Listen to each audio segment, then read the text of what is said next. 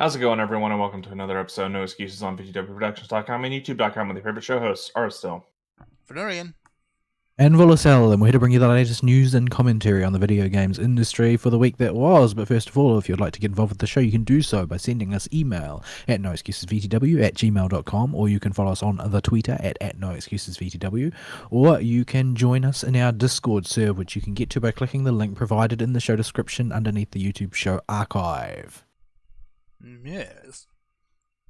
So, on the stream today, I'm not going to be playing some Skyrim, because Skyrim, even though I spent most of this week banging away at it, is still unpredictable and unstable, but we'll come back to that in a moment. Instead, I'm going to be playing a bit of the latest indie darling that everyone's going on about, and that's Dyson Sphere Program. I'll just start a new game here. Is this the one that's like a Factorio one? Or That's something? the one. That's exactly it. So you were a robot and you dumped onto a planet, and your job is to harvest a galaxy to build yourself a Dyson Sphere for unknown purposes. An entire galaxy? Well, a chunk of it. Like maybe a couple of dozen stars. They just call it a galaxy because everything is very weirdly scaled, as you shall soon see. Yeah, I think everyone who's listening really much knows what a Dyson Sphere is. At least I'd hope so. If you don't, hand in your nerd card. Thank you very much. So, yeah, the idea is to just harvest resources, set up your production lines in order to bootstrap yourself up to the required mechanisms to build the sphere, and then get to it. From what I can tell, you don't actually start building the Dyson Sphere itself until towards the end of the tech tree.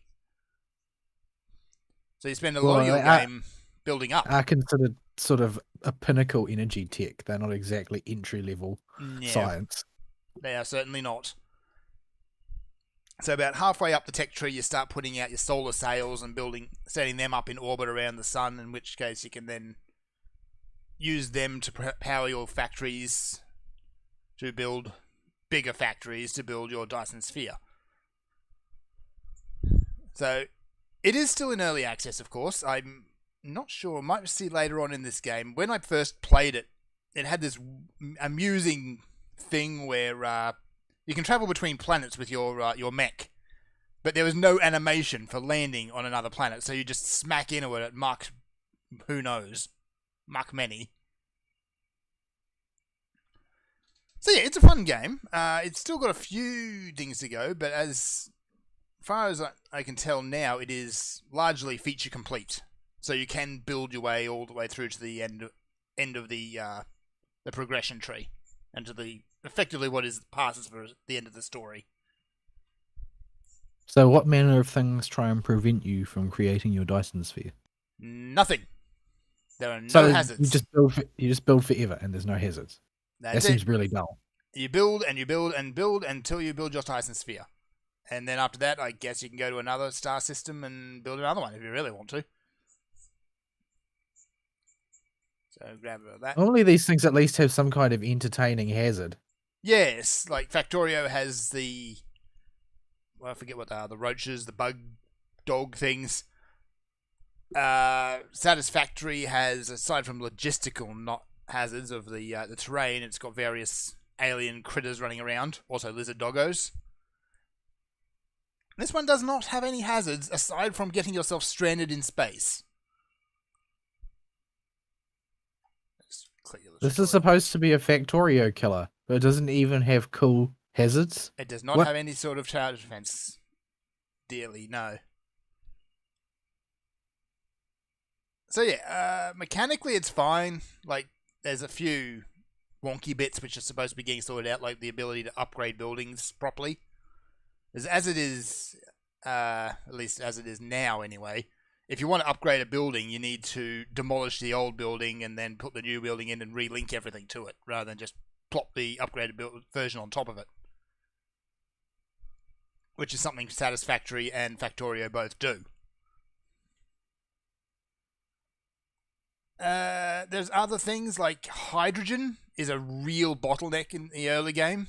For some reason, the they give you the technology to split hydrogen out of oil. But as you can see here, we're on an Earth-like planet. That's water. Why can I not split hydrogen from water? I don't know. Well, because it's not power over unity, I guess. so there's not really any point. Yeah, the hydrogen's actually... What do they use it for? Fuel rods primarily. And technology researchers. That's right, apparently you find hydrogen ice later on, so you can just harvest it from that. What was I doing? Right, building. I wasn't actually paying attention to the tutorial, so I wasn't sure what it wanted me to do.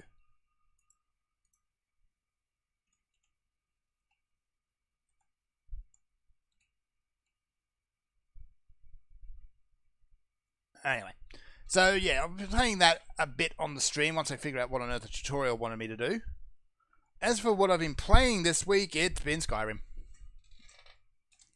Because I got into the old spiral of modding and then playing and then modding some more. Which is something I haven't done in quite some time.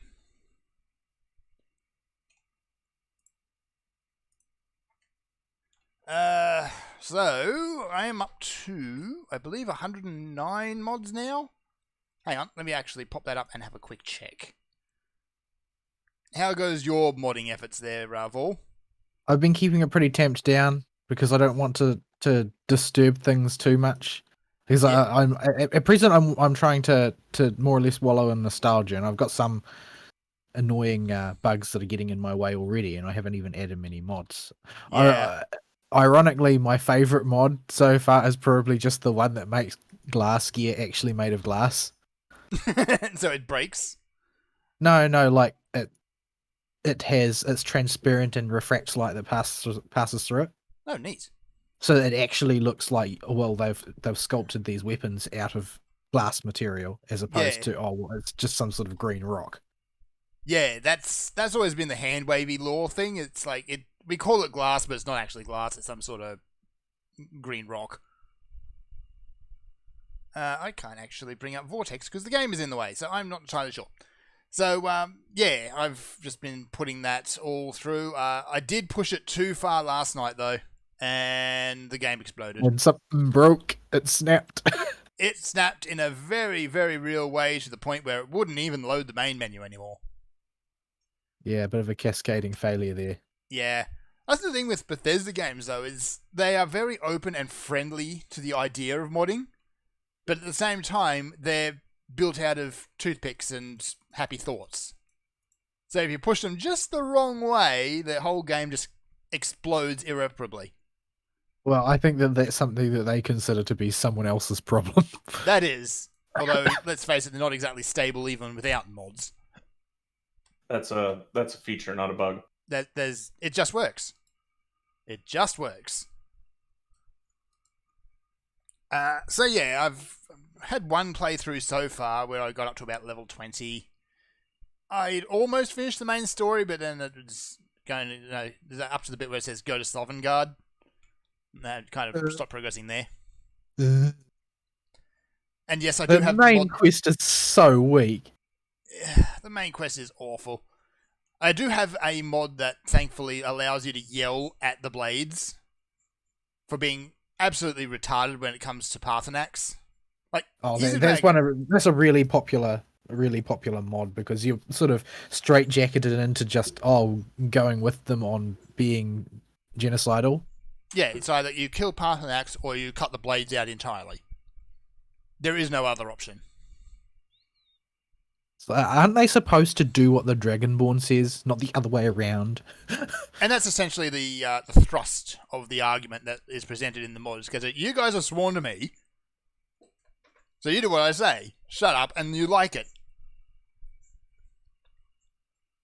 I mean, it's fair enough. Like, Paarthurnax has basically been sitting around for thousands of years after causing the downfall of Alduin the first time, just waiting for Alduin to pop up again so he can make sure he's gone for good this time. But no, he's Dagron. He got to die. Him Dagron, him bad. Yeah. like a lot of Elder Scrolls games, the best and strongest storyline is not the main storyline. So it's probably the main. I don't know. Would you say the Dark Brotherhood in Skyrim's the best one? It was definitely Dark Sure. Brotherhood in Oblivion. Yeah, it's the thing is that I've heard from I didn't play Oblivion. I only played Skyrim. Mm-hmm. I had Oblivion installed on my computer literally for nearly a decade without ever starting it. But Max played quite a bit of it, and when I talked to him about it, he said that in basically every particular, the Oblivion version of the story was better than the Skyrim version. Oh, when you come to main quests, yes. No, for every single one. Oh, every He said single yeah. The Thieves Guild storyline was better. The Dark Brotherhood storyline was better. The Warriors Guild storyline was better than the Companions was. The Mages College was definitely better than the Mages College in Skyrim. Like he said, his opinion was that there were no major storylines that were better in Skyrim than they were in Oblivion. I'll agree with that. Like the Mages College in Skyrim has the potential to be something really cool. Like it's because They stopped telling the story. Yeah, the Psijic Order is here, and they're doing things. They're kind of got their hand in it. And the Psijic Order is this really cool bit of lore which has never not really been touched. Guess what? It still hasn't been touched because that whole plot thread just kind of stops. That's because you're the It's so Archmage now. conspicuous that it almost seems like it was meant to go on longer. And I would think that it was meant to go on longer were it not for the fact that at that point you've been doing that story for roughly the same amount of time as the other storylines. Yeah. So it seems to me that it's just sloppy writing, ultimately. Yes. So it's like, oh, you're the Archmage now. Story over. Bye. But the thing is that I've been made Archmage on characters where I can barely cast more than a couple cantrips, and it feels really strange. Yeah. Like I didn't use any magic whatsoever through this entire storyline. I'm the Archmage now. I use the real pure magic of 3 foot of steel. So yeah. The companions also have this really cool theme going through them, like the whole werewolf bit's pretty kind of neat to have on the side as well. But I don't feel like I was not comfortable with being peer pressured to being a werewolf. Yeah, you don't have a whole lot of choice in the matter, do you? Yeah, well, you can't progress the story if you don't. Yeah, and then you need to go out of your way to get rid of it. At least with the vampire questline Dawnguard, you're given the choice. Yeah, you can go for one or the other, but the thing is, you're given a choice to join the Dawnguard and be a vampire hunter, or to become a vampire. But even so, both stories converge pretty quick. It's number one, that's true. Both stories converge pretty quick and basically the same. But number two, it was clearly written for you not to be a member of the Dawnguard, because nothing makes sense otherwise, because you spend all your time palling around with a vampire. Yes. Which doesn't make any sense. And her pet Elder Scroll. Yeah, so it very much seems like, well, it's not really a choice, is it? Nah, you can just have the window dressing of one, and then there's the flip side of that they just remove. If you decide to join with the vampires, you just don't ever get access to the crossbow tech tree at all. No, that's right. You don't. You can only loot them. You can't do anything else with them. I've got a mod that fixes that, thankfully. Yeah, it's really it's one of the many things in Skyrim that just screams we didn't really think it through. Yeah, we kind of half-assed it. Like the Thieves Guild and the Brotherhood also have the option to diverge the story to either bring them down or join the guild proper. But even then, it's still kind of you're only getting half the experience if you bring them down. So yeah, all the really good, fun stories are in the mods, if you're really willing to dig for them. Yeah, well, the thing with mod content, though, is it's often quite hard to tell whether they're actually good or not. Because, My instinctive example is to say there is a vast number of people who think Sword Art Online is good. So like just because there's a lot of endorsements on a mod doesn't mean it's actually worth your time. Yeah. But mod quality has actually improved quite a lot since last time I really played Skyrim. Like, if you want to make, of the people who are setting out to make a story mod, will at least put some rudimentary voice acting in it now. Because you can go to Fiverr and just hire a voice actor for like $10 and a cup of coffee. It's actually a little bit sad on that score, but yeah, there's mods out there that people have put a lot of time and effort into to produce something actually worth playing, and in a lot of cases, at least more interesting than the Bethesda story. Not necessarily better, but more interesting. Like, there is one whole mod there that's dedicated to go down into the whole clockwork interior of the planet, which I forget what they actually call it, with a broken robot person who is absolutely bonkers, and he's a lot of fun, even if his story doesn't make a whole lot of sense and the questline just seems to stop at random points. But yeah. So yeah, it's been a lot of fun. I just had to spend a lot of last night rebuilding my entire database because everything went boom. Word of advice, if anyone does try it, if someone says, here is a procedure to upgrade this mod from Old Rim, as they call it, the Legendary Edition to Special Edition, don't believe it, because it don't work.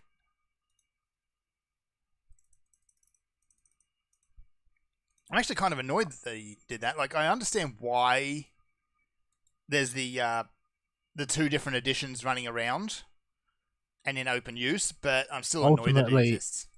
Ultimately, you know this is Todd Howard's fault. It is certainly Todd Howard's fault. I mean, who else's fault would it be? It just works, don't you know? Yeah, no, I'm not convinced that there's any reason for the special edition to exist. Like, what is in the special edition other than all the DLC? Yeah, and some prettier graphics. The biggest well, difference... the thing is that their high definition graphics package was something that they released as a patch, wasn't it? Yes, I believe it was. Yeah, it also looks like butts, and you'll find better ones in mods. No, the biggest change is that it allows 64-bit system resource usage, whatever you call it. I'm having a brain fart. So, the sort of computers that people are running it on now, like you can get adequate performance out of 32-bit anyway because the processors are so powerful. Yeah. So that's basically the big difference, is allowing more use of system resources. That's the biggest difference. It's also, I think, why they gave the special edition out for free a while ago when they first put it out. Because no one was going to buy it again at that price. At full price again. Not if they could help it. Todd's got to still work copies of Skyrim to show how great he is as a game developer to the shareholders. And they bifurcated the modding base. They bifurcated the modding base. Yeah, well, to a point. Most of the big modders have moved over to Special Edition, but... Yeah, but let's say you had a content mod, like a storyline or something that you really liked, and that mod is no longer working in modding. Well, then you just have to wait for the community to remember it and update it. Yep. Oh no, the courier just came with a will. That means that an NPC died that now needs to be found and resurrected somehow. Who was it? Who was it? Oh no, I can't tell because they're all called Letter of Inheritance, so they all stack on top of each other in Sky UI. You don't have a bucket you chuck them in? UI. Huh? You don't have a bucket to throw them in? No. I don't. Oh, you're just throwing everything into one bucket. I guess I could just chuck everything on the floor. You could do that. And then pick them up one at a time and read them. Because they've got the same name, they stack on top of each other. Yes. So they'll appear with Letter of Inheritance and then a bracket and how many of them you have. So I have to chuck them all on the ground and pick them up one at a time and work out which one of these wills corresponds to a NPC I haven't resurrected yet. Okay, Fendal, no, I resurrected him. Idolef Battleborn, I didn't know he died. That might be the one. Yeah, okay, so I need to go find him. And the other one is Fendal again. He's died twice, really? So Or did it? you're going through and Into my- trying to keep everyone alive from the various dragon and vampire attacks. Yeah, that's my usual practice. I just force res them. The problem is that force resing doesn't work if they get vampirized or they get killed and resurrected by a vampire hunter, Yeah. vampire master. Oh, I guess I'm gonna have to look up the command to bring an NPC to your location. Which Because I had is no move idea. to player, but you need to target. What was the target one now? The target one's the weird one. I'll just have to look up the object code Yeah, on a wiki or something. that might be one This more game mod is I have to get is essential NPCs. Yeah, I mean, you can force set essential status, but it just doesn't work a lot of the time, and sometimes like these things bug out.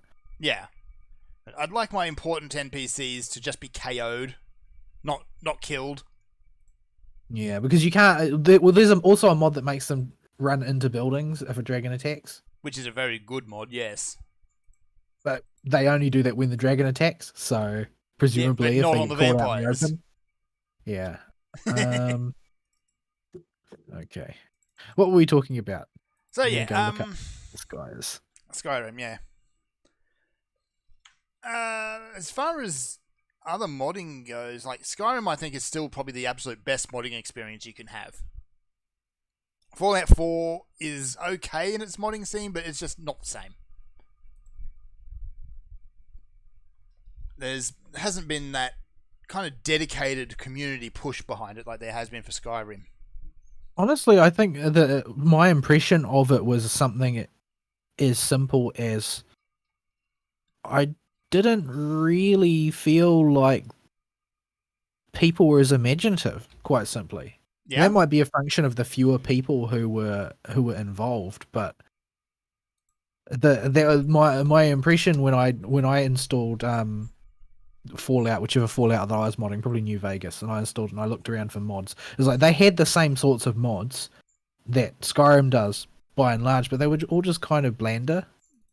yeah. There wasn't the sort of imagination and inspiration that went into some of the cooler mods you see in Skyrim. They were all like doing boring things like, oh well, we'll improve Let me this texture. think. Oh we'll change something about the Nuka-Cola bottles or things like that. They're all bland.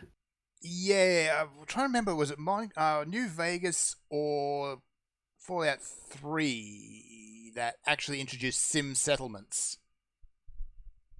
I know there was a version of both on both games. I just can't remember which one actually introduced it first, which led to the town building mechanic in Fallout 4, by the way, because Bethesda just ripped it off wholesale. Almost, actually. They ripped it off, but they didn't rip off the things that actually made it fun. So, you know, the Bethesda special. So, yeah, there was a good, solid push of modding behind, particularly Fallout 3, less so for New Vegas, so there were some really cool mods there. Oblivion as well got a good mod push, but again, nothing to the degree of Skyrim.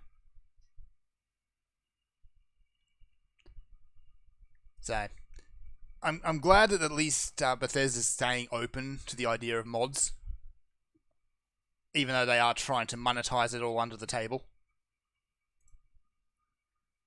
Like, remember the fracas that happened when they tried to release paid mods that first time? Yeah, that went over like a lead balloon from what I understand. Nobody yeah. did that. Nobody wanted that. That's also mods are kind of the whole point of Bethesda games for PC players. Exactly. If you're playing a Bethesda game on console, by the way, you're doing it wrong. Yeah, why would you play a base Bethesda game? Yeah, you just don't, because everything is not as good as it can be.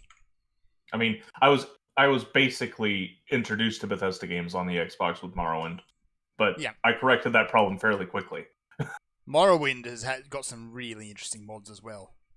Yeah, well, Morrowind's been around for a gajillion years now. Yeah. The game is ancient. Base Morrowind has not aged well. No, I tried to go back and play it without any mods. Oh, good gravy! Don't do that. Oh no, you get attacked by the cult of the origami people. Also, cliff racers. Screw cliff racers. Yeah, I think there is a legitimately broken script that causes those things to continuously spawn, and that it's a bug, not a feature. But they just don't comment on it. Yep. Because if one starts attacking you and you don't kill it and its buddies quickly enough, more will come. Mm-hmm. Because if you get attacked by a cliff racer, you need to kill it and leg it. And they will not stop coming. Mm-hmm. Now, the best thing you can do is get to anywhere with a loading zone, like find any door, go inside, rest for like 24 hours, and then go back outside if you get attacked by a cliff racer. Yeah, because otherwise they just keep coming. Yeah, they just don't stop. But it's a feature, not a bug. Alright, I think I have resurrected the guy now. I think. You think? He looks like a zombie, but it's fine. He always looks like a zombie. Yeah, that's half the cast in Skyrim, admittedly. Yeah, I don't know why they had to give everybody sort of sunken eyes. Like, why? I don't know. It's really weird, isn't it? A lot of the face mods that are out there, that's the first thing they fix is the weird sunken eyes that everyone seems to have. Yeah. I really need to do something about some of these male faces. Like, mainly I was concerned about the female ones because I think that the ugly women stand out worse than the ugly men do. Yeah, because they look like fish. But, yeah, once you fix the female face mods, the male faces suddenly look a whole lot worse. Yeah. Right, you can understand like a grizzled guy who looks like he's never slept in his life, but as long as he's standing next to the fish woman, then you're not going to notice him so much. Yeah. Oh. So yeah, that's basically been my entire week, is picking away at Skyrim and installing mods and playing a bit, then installing more mods because I'm a masochist apparently. Like the game I've got now is, after I've rebuilt everything, is not really recognizable as, well, it's still Skyrim, but it's not. Like the talent trees actually mean something, spells actually mean something now. Yeah, I've toyed with the idea of installing Ordinator because it describes itself as you can install it at any point, even on a game that's already in progress, and it will make everything, it'll figure everything out. Yeah, it refunds all your talent points. Yeah, but when I look at those trees, they're awful complicated. They are, but they let you do all sorts of cool things. Like, if you're going to go magic, you can specialize into one of the elements. Or there's another tree there for no element, though it doesn't go very far. But things like, if you specialize in smithing, you get a talent that lets you build and deploy dwarven turrets. You know, if you're so inclined. If you're so inclined. If you're an alchemist, you can lay crap all over the floor. But it seems the thing about there being so many perks is that there's not really a way to get more perks than you would otherwise. So I don't know. Like, are there lots of ways to get additional perk points or something? Because there are so many talents. You're going to end up with a pretty anorexic build if you try and do more than like one or two things. Yeah. Ordinator actually comes with a perk multiplier. You can choose how much it multiplies at when you install it. 2, I think, double is pretty much the recommended one, but it goes all the way up to about 10, which is just silly. Right. But what I've done, I've actually found a mod that replicates the Sky Shard mechanic out of Elder Scrolls Online. So you just find these Sky Shards hidden around the world, and as you find, every third one you find will just give you a talent point. I'm reminded of the terrible Mona event and Genshin Impact when you said that. Yeah. Well, I mean, I think for most people, the fact that it had Mona in it makes it a good event. Because she's someone's waifu. Oh, that ass. That she ass, got right. She dresses like Miranda. Oh, she dresses Lord. like Miranda. That booty. Her booty is even more tapered than Miranda because she does it with tights, not actual pants. I don't know. I think Miranda paints her pants on. We'll come back to that whole nonsense later on. Oh, yeah, that whole, let me tell you. Yeah, I'll workshop that one. there's a lady who is proud of her booty.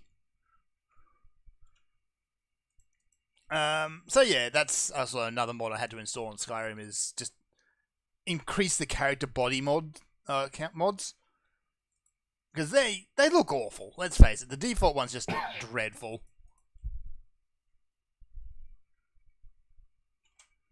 I just wish we could actually find one where it doesn't have a nudie version attached. No, that's what it's for. I'm Yeah. afraid that's just the way it works. It's the way the world works. It's the way modding works. You know, human sexuality drives technology for whatever reason. Yeah, it does. I suppose it is probably the one of the most powerful appetites that the human being has. So it makes sense that it's got a lot of motive force. Yeah. But I don't want to play my high fantasy adventure and be distracted by titillation. Very poor quality titillation. Speaking of, Oh no. like I don't have the nude mode switched on. Like I've got one of the standard nude mods, but I'm using the underwear version. Mm-hmm. But for some reason, it's had some pretty disturbing effects on some of the NPCs. Like, I don't actually. I won't bother to try and describe it because it's too complicated to describe. But basically, the anatomy on certain characters that are wearing like NPC, like bog standard NPC gear, is a little bit wonky now. That sounds like could Like be a the- load order error. No. It's the textures are not mapping. Old textures where they are still present are not mapping correctly onto new models, and so right. you get things like areolas that are appearing while clothes are on, just below the collarbone, even though I've got nude mode switched off. That's not where a nipple belongs. No, it's not. It's very strange. And you very rarely see it, only once in a while, but it just seems to crop up now and again, and I'm like, what is going on here? Okay, I haven't run into that. It might be because the body mod I use, or because I've got a couple of armor mods. One of which just ups the poly count on a lot of the default armors. Yeah. So, Man, yeah. you gotta think there's the one mod developer out there who just wants to make the pretty skin mod, but nobody downloads it, and he's like, fine, all right, we'll model the boobies into it, and that'll get some people to download my stupid mod. And it works. Not only does it work, but there are like entire communities of people who disagree with the precise modeling of genitals and have developed their own replacements for them. Yeah, that's a thing. I mean, jiggly genitals, I think, would be amusing for about 5 minutes, but well, there's Conan Exiles for that. Yeah, okay. Admittedly, it keeps being amusing in that game. Largely because the way wind effects affect them, it just never gets old. Just how absolutely ridiculous it is. But there's no silly wind effects in Skyrim, so it doesn't count. Maybe you can add them. I've got a mod that adds it to signs and grass, which actually makes the game look really nice. So yeah, I think that's actually another thing with Skyrim over Fallout. You can make it look nice. You Yeah, can make it look really nice. If you make Fallout look nice, well, if you attempt to make Fallout look nice, ultimately it's still a wasteland. It is still a radioactive hellscape. Yes, you can only make it look so nice. To see. Oops. Oh, did they ever finish the remake of Morrowind inside the Skyrim engine? Or did that project get shelved? I think that project got shelved, but More Oblivion is still going. Still going, isn't still in development? Still in or development. as in- Apparently, they've got most of it finished now. They still need to do some models and things, but it's apparently nearing completion. Oh no, I remember this quest. This is the quest about the necrophiliac necromancer. Oh no! How did I end up here? As far as anime goes, just been running in the same groove. Cells at Work is still being amusing and horrifying, depending on which version you're looking at. And I admit I'm getting a lot more enjoyment out of the long-named isekai. That's not an isekai. What's it called now? The one about Starter Town The guy that Boonies. moved from the yeah, I know the one. I'm getting a the lot more guy- amusement out of that than I thought I would. Yeah, I've actually been pretty disappointed by the spider one since people talked it up so much. Yep. And the main problem that I have with it, well, I've talked about a number of problems with it so far, but at this point, the main problem I have with it is that it's just moving so slowly. It's just not getting anywhere. Blah. Like episode 1, Spider grinds EXP in the cave. Then we're like episode 4 or 5, Spider is still grinding EXP in the cave, and that's all that's happened. Okay, so she's doing really nothing. Yeah, well, I mean, she's doing exactly what a game-minded person in a world that obeys game rules would do, knowing, you know, your life is in peril, but you have the opportunity to grind EXP and overpower the things around you. So that's what you do, because that's the safe option, right? Yeah, but that doesn't make for good watching. No, it doesn't at all. I'm getting a bit tired of it, to be honest. Yeah, Because they're constantly treading water on the spot with dramatic development. Like it's being made abundantly obvious that, oh, well, there's a story, it's about to take place any minute now, except it never actually happens. Yeah. It just keeps treading water on the spot. So the same, there is a story about to happen that was present in the first episode is present in the exact same magnitude currently. And I don't know how many cores they're planning for this to go on, but, you know, with half the season gone, you would think they would have gotten past episode 1. Like, you've got to compare it to Slime Time. And by that point, like, all of that grinding, all the exploration in the cave was summed up in a 30-second montage. It's like, here's Rimuru faffing around in the cave and learning a whole bunch of stuff, and now he's running into Veldora. Okay, here's the plot. Off we go. But there's like an entire episode dedicated to the spider whose name I've already forgotten, like, because it's not Spider-Chan. used ever. There's like an entire episode devoted to her killing monkey mobs in the cave, and all she does is kill these monkeys. Just why? I'm sure if you were an apologist for the show, you could come up with some dramatic gloss for why this was important character development, but I'm not seeing it, TBH.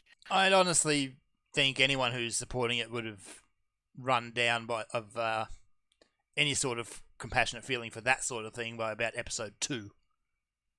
I don't know what they're playing at. It's they're animating it all.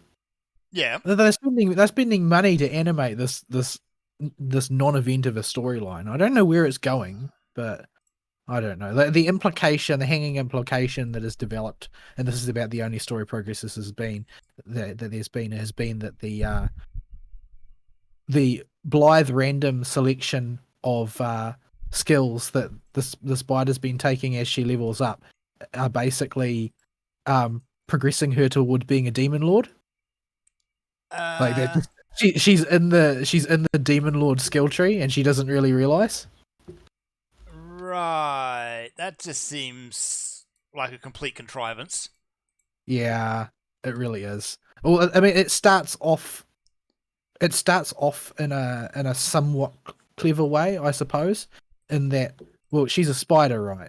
So she hatches with a whole bunch of other spiders when she's born into the new world, and there's nothing to eat in the cave, and so the spiders cannibalize each other. Mm-hmm. And eventually, when she gets hungry enough, she cannibalizes one of her dead siblings.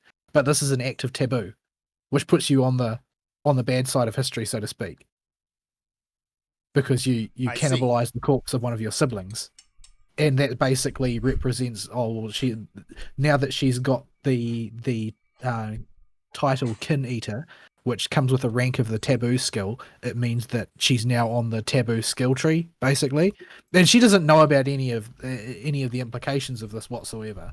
So she's just picking whatever skills she thinks are going to help her survive tomorrow, and it seems to be careening straight down Demon Lord Street. I see. Even though these are all just things that a monster would probably normally do. Well, you are outgunned by every living thing in the cave, and so you're looking for powerful skills, and then you see, like, despite the fact that you're a spider at a low level, you have the option to take something called abyss magic, and so you know what? Let's go for that. That sounds cool. Let's do that. I need a firepower advantage. Yeah. Oh dear. I don't know. I haven't watched any of it yet, so I'll have to. Well, I'm debating whether or not I actually really want to.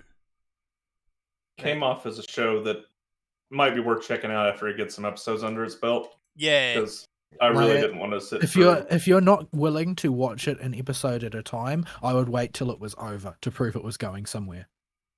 If it goes somewhere. Yeah, because so far it's not going anywhere. Maybe they're trying to set up for a long-running one. Yeah. I don't think so, because they don't really do that with these titles. Like, the longest running one is probably Log Horizon. Yep. If you don't count Sword Art Online, and I really don't want to count Sword Art Online. No, I don't count Sword Art Online. I wouldn't want to inflict that fate on any story. Ugh. Why is Kirito a raid boss? Remember when he ate the dude? And it was never mentioned again. Remember when all the waifus wanted to bone him while he was in a coma? Remember when that kid turned into a sword? Does any of this make any sense? No. Well, I mean, they have reasons for it. It's just not very good. Except for the raid boss eating a guy thing. That just came out of complete nowhere and was never mentioned again. They tried to justify it. You get to a point where you're so invested in it that you're just going to accept more or less anything, I think, is the story. Just shut up and roll with it. Yeah, because it's already ridiculous. Yeah. Maybe. As a standalone, the Gun Gale spin-off was actually quite good, though, because it doesn't try and be anything. It's just like, oh, well, this is this online game these people play, and there's a tournament, and these are their travails in trying to win it. Yeah, sit down and have some fun. It's not exactly the grandest story in the world, but it does the job. Esports anime. The esports anime. Oh, esports. Although at least that anime would be a lot more fair to esports than that ridiculous BuzzFeed movie that was coming along. What? Oh, you forgot about that? I've forgotten about that. That's because it got canned almost immediately after it was announced. Well deserved. Yes, definitely. It was like this whole girl trying to succeed in esports in a Gamergate world. And yeah, naturally by BuzzFeed Studios, and guess that got a very merciful axe. You know, you'd think all these woke companies would learn that those of us that they stick the label of game R on are not easy to please to begin with, and going out of your way to tick us off is going to engage our specific brands of autism and make us hate you even more in very creative ways. Well, I mean, this is the argument that I was giving the other day for Gamergate actually being as important as the journalists think it is, albeit not quite for the same reasons. And that basically it engaged a group of people who are, chronic obsessives in politics, which is exactly where you don't want them. Yeah, a group that is normally very passive. Yeah, they're quite happy. They just want to play their video games. They're quite happy to sit alone in the basement playing their video games, but you drag them out of the basement. So, yeah, drag them out of the basement so they could demonize them. Ugh. Yeah, not a smart move. So yeah, that was kind of, that still happened, that whole Gamergate thing. It's okay.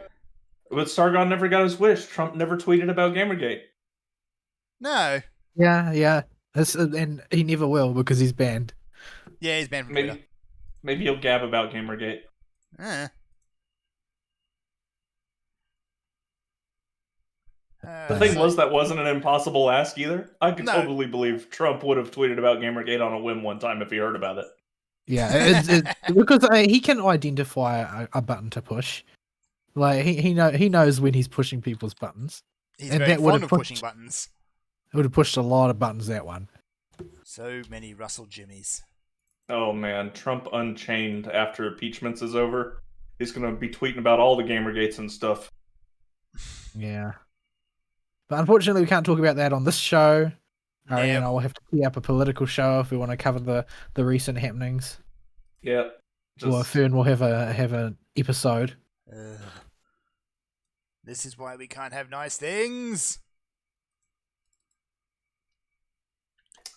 Anyway, that was my week. That tangented all over the place. And apparently most of my week. And most It of seemed all. to be seemed to be what you were going for. But Well, I mean, we both spent most of our weeks banging away at Skyrim, so yeah. it is just fun to sometimes dust off an old game. Yeah, I haven't been very adventurous with it, to be honest, as far as adding various things to it. I guess I'm part of me is afraid of disrupting something terminally. The way Angering you the did. cosmic gods. Yeah. But also I just kind of want to relive the experience. I mean, I think Ordinator might be an overhaul that I'm willing to implement, but yeah, I kind of want to go through all the older stuff again. I'm sort of umming and ahhing about how to approach the enchanting, alchemy, blacksmithing triad, Yep. because There's Ars Metallica and Summer Mist. I believe they were called. Summer Mist was the alchemy one? No, Summer Mist was the enchanting one. well, my concerns are more sort of philosophical than they are about, oh, I want to mod it, how shall I mod it? It's more like the end game is pitched under the assumption that you are capable of improving your gear. Yep. But if you're capable of improving your gear, like, where do you stop with that? Because there is an escalating power spiral that you can go on, which goes all the way up, Yes. like to the limits of integers. Like you can keep pushing that to a ridiculous degree, but it's also a pain in the butt. And I've ground out all three of those things manually once before in the past, and I don't think that I'm really willing to do so again. Mhm. So I'm not really sure how to approach the conundrum of crafting stronger weapons in order to advance the game without, either getting annoyed and stopping playing because it's too much hassle, or going full retard to the point where I can give anything the touch of death. Yep. So Yeah, I'm not really sure how to approach the issue. Yeah, you kind of have to strike a bit of a balance there, I think. I mean, there's a certain amount of entertainment to be gained from giving people the touch of death, but Yes. only lasts for a certain amount of time. Well, you keep doing it, and sooner or later you just kind of go, this is kind of boring now. Yeah, so that's sort of where I'm on that. I'm not really sure how I'm going to approach the matter. It's needful to do so because eventually, as you level up non-combat things more, I've been trying to keep the non-combat skills that I level up fairly well pared down. But once I start like really pushing things like speech and enchanting and that sort of thing, the hit points are going to start scaling into the stratosphere on enemies, and I'll need a solution to that problem. Yeah. So Yeah. that's another wonky thing. I think it's just if you focus on the non-combat skills, you're going to get absolutely wrecked if you progress too quickly. Yeah, this isn't one of those RPGs where you can talk the final boss into submission. No, He a Dagon. him a Dagon. I think in Morrowind you could talk him out. You could, if I recall. It was Hermaeus Mora? No, that was No. Dagoth. That was it, Dagoth. Trying to remember all the various big bads of the Elder Scrolls universe, and there's a lot of them. Yeah, I remember an interview with the head writer for Morrowind at the time, and how he got really complicated with how he Tolkien the language of the Dwemer, and and the Dunmer elves and all this fun stuff, but this made the names of everything sound the same. Yeah. Didn't quite work out how he wanted to, I think. But by then he just kind of had to roll with it Yeah. because he was wasting too much dev time on making the stupid language work. Well, there are people out there who will appreciate it, so it's not in a completely lost cause. Oh, yeah.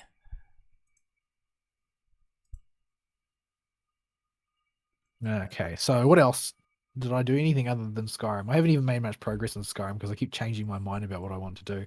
I wasted like most of a weekend sitting down and just grinding out all of the burglaries that you've got to do to get the Thieves Guild up and running properly. That is a good helping of burglaries. And then promptly got distracted by something else. Currently, I'm in doing the companions quest and trying to purge this filthy animal blood out of my veins. Yeah, but you must be the goodest boy. I don't really want to be the goodest boy. I just want to shank everybody who gets in my way. Yeah. It's not exactly good boy behavior, but yeah, I do love how the if you go back and look at some of the old dog memes, they still stand up with the companions. It was always dog memes. Yeah, but I haven't started the Dark Brotherhood yet. I kind of, sort of want to be at the point where I can give people the touch of death before I do the Dark Brotherhood thing, because actually fist fighting with people just doesn't seem very assassiny to me. Yeah. So, although I did have a very brief run through where I tried doing unarmed, even with Ordinator and Violence. So how that did it go? That was a fun experience where why would you run up and just sneak up on someone and snap the neck when you could sneak up on someone and German suplex them? Wow, so it's got like, has anybody actually made a Lucha Libre mod? No, but Violence has the moves. So you can that would be run really and funny. suplex everyone. That would be really funny if you could just put on a mask and then engage in pro wrestling with all of the bandits as you adventure your way across Skyrim. Yeah. Problem with unarmed is even with the talents that Ordinator provides, it still does not scale well at all. Well, maybe you can mesh another mod with that. Something that There's bound to be one.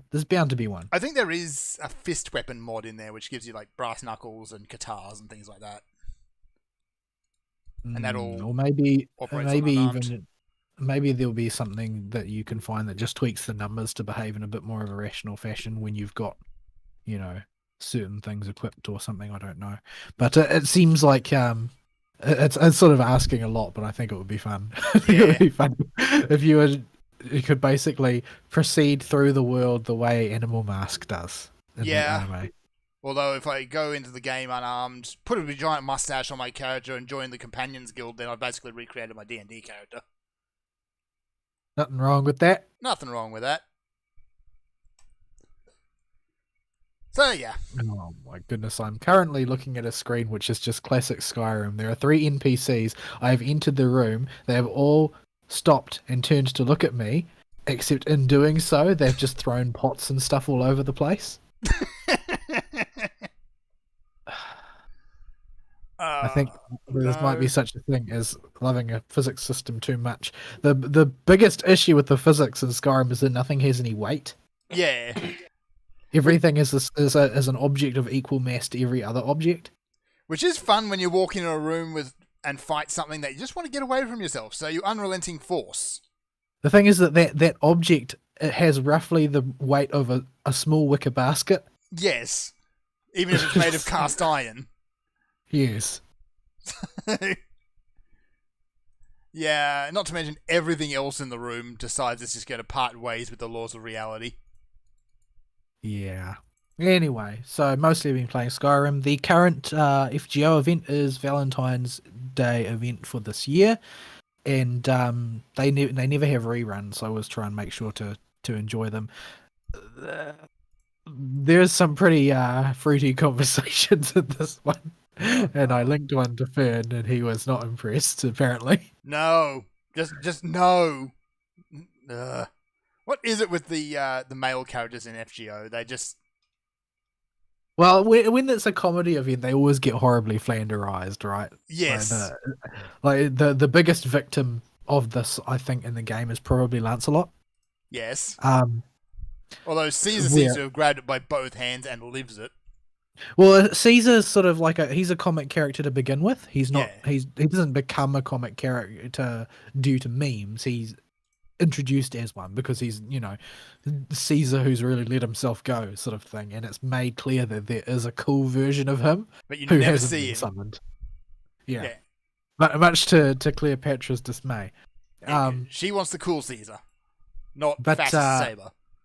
Exactly. I think, like I say, I think Lancelot is probably the biggest example of a flanderized character, and that's because he's basically a walking, talking adultery meme sort of thing. Yeah. Like, there are a number of characters who have a categoric and exclusive interest in other people's wives, and he is the leader of that particular crew, and also including Shakespeare and Caesar and David and several others.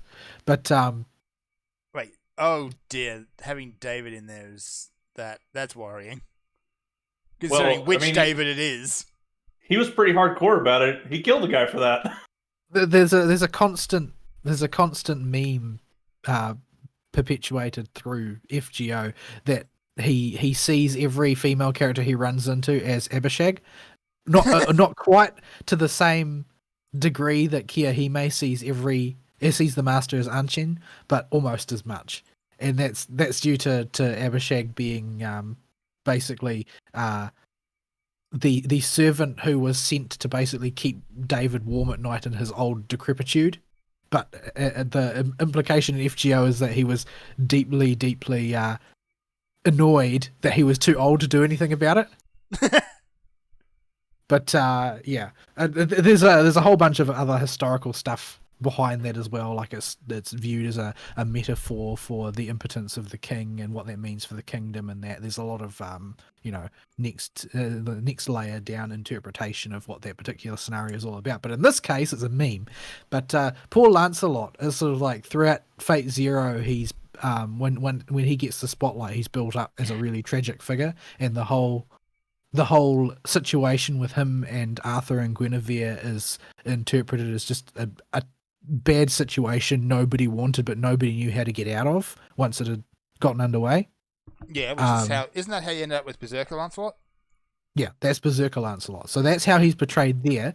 And so you can also summon Saber Lancelot, who is the sort of still the Knight of the Lake, not the Berserk Knight stage. And he gets to strut his stuff quite a bit in the Camelot chapter. He gets to be the big hero once or twice. I think he's in the camp that rebels against the Lion King and sides with the master, and he goes to great lengths to protect people, and he basically gets to play the virtuous knight who is, everything that he was supposed to be. But when it comes to all of the side events, he's just this absolutely relentless philanderer in every possible situation. Oh dear. Like he's in a Halloween event where he serves as one of Cleopatra's lackeys, I believe, and he's absolutely useless there. And and there's also a meme of Mash having to keep him in check, of course, because Mash's powers originally came from Galahad, Lancelot's son. So spoilers, by the way, for those who still haven't done that. So when I don't remember if Lancelot is the get the shotgun type of dad if he sees any man approaching Mash, or if he's the go get him type of dad because Galahad's technically his son. I don't think there's really been anything exploring that, because the heroic version of Lancelot as a saber when he appears in serious scenes is deeply ashamed of his basically failure as a father, and Galahad canonically really hates his dad. Not sort of like the blazing hatred that some characters have for other characters, but just generally thinks his dad's scum. And a certain amount of that has bled over into MASH, and Lancelot is actually quite gratified that MASH is willing to give him the opportunity to sort of fulfill a pseudo fatherly role for her. But they don't ever explore that in terms of romance, because the story will always avoid any serious takes on romance involving any of the characters, really, because the last thing that you want to do if you're running a waifu game is force a storyline pairing, which Do not sink my ship. which players might not like. Yeah. Which is why the story keeps the characters sort of eternally the protagonist and MASH are sort of dancing around each other at arm's length, never getting any closer than that, because that's about the most intense relationship you can do without treading on somebody's toes. Yeah. I mean, if they ever end the story, they might wrap that up, but I doubt it. Well, I don't know what the end of FGO looks like in terms of, will they continue seasonal events, or will they shut the servers down? I mean, whatever solution they pick seems like it's going to make people unhappy. Yeah. So I'm sort of really curious about what they're going to do, since they apparently plan to bring the story to an end at the end of Lost Belt arc, which seems very close, actually, in a weird way. Because they're sort of getting towards the end of that story arc now, as I understand it, unless they decide to do, a 2 epilogue or a 2.5 or something. But I don't know how they really end it, because they need to somehow not sort of pseudo end the game for all of the other regions that are still progressing through the story. Yep. Because I can envision a future in which JP comes to an end. Like, let's say it comes to an end, just it ends. Everything is over now and they stop updating. That seems to me like it would result in a certain amount of exodus from North America, because the looking forward to getting what Japan have is a pretty big factor in keeping people playing on the North American server. Yep. So I think they're only going to damage their profits if they just end it outright, unless they end it while simultaneously dovetailing the end of that into the beginning of something new, which it might be a different story, but has a sense of continuity. Yeah. Because if they don't do that, then all they're going to do is completely obliterate interest in their in FGO in the other regions that are not as far through the story, and that's just setting fire to money for no reason, if you ask me. Yeah, so I guess we'll just have to wait and see what happens. Yeah. Anyway, the trailers for the next chapter of the Camelot anime are out, and I haven't looked at them yet. I haven't had time, but apparently they look significantly better than the previous lot, and it's being done by the parent studio this time. So apparently they decided that no, actually that was a catastrophe. We need to really pull finger. So yeah, it's looking a lot better, because the Camelot Part 1 got absolutely panned. It was bad. To a certain extent, it's sort of unavoidable because not everybody can be UFO table. Yep. But they made a bigger mess of it than they could, and they did some things that were really bad optics. Like, for instance, they added a bath scene with Nitocris and MASH, which doesn't occur in the original story. And people saw that as sort of like cheap pandering, because they cut out Sanzang from the story, and they cut out Tota from the story, and they cut out... Actually, I don't think they cut out Sanzang. I think they did cut out Tota, and they cut out I think one of the Hassans or something. They really went through the story, carving out things that people really liked, and in exchange put in like to fill a little bit of extra time, they put in fan service scenes. Now those two things aren't necessarily causally connected to each other, obviously, but think about how that looks. Yeah, it looks bad. Yeah. So people are unhappy with Camelot, but everybody's still hoping that Part 2 can at least hopefully have some cool enough fight scenes to redeem it as a bit of a lark, even though it sort of really betrayed the Camelot story to a lot of people, and it was a real mistake. I think there was a real mistake to not be very careful how they did this and what they released in the end, because for the vast majority of players, Camelot is the chapter that really engaged them with the game, much more than any other part of the story. It's the journey through the Camelot chapter that really captured most people who kept playing. So that's what the fans were waiting for, was a really good adaptation of Camelot, and they really badly dropped the ball. Babylonia was good, except for the Cardboard Coon protagonist, which is almost inevitable, but not quite inevitable, since we've seen in the past that they can do the FGO protagonist right without even turning them into Rio Gudiko. But yeah, the adaptation of Temple of Time is underway, not the one from Zelda. No, the one for the final boss of Arc 1. But basically you can do as an anime most of those stories from that point on quite effectively, and I think that they will probably grind through most of them. I think they'll probably skip Agatha, much to Ari's chagrin, I'm sure. But Fergus plunging his sword deeply into the Continent's chest.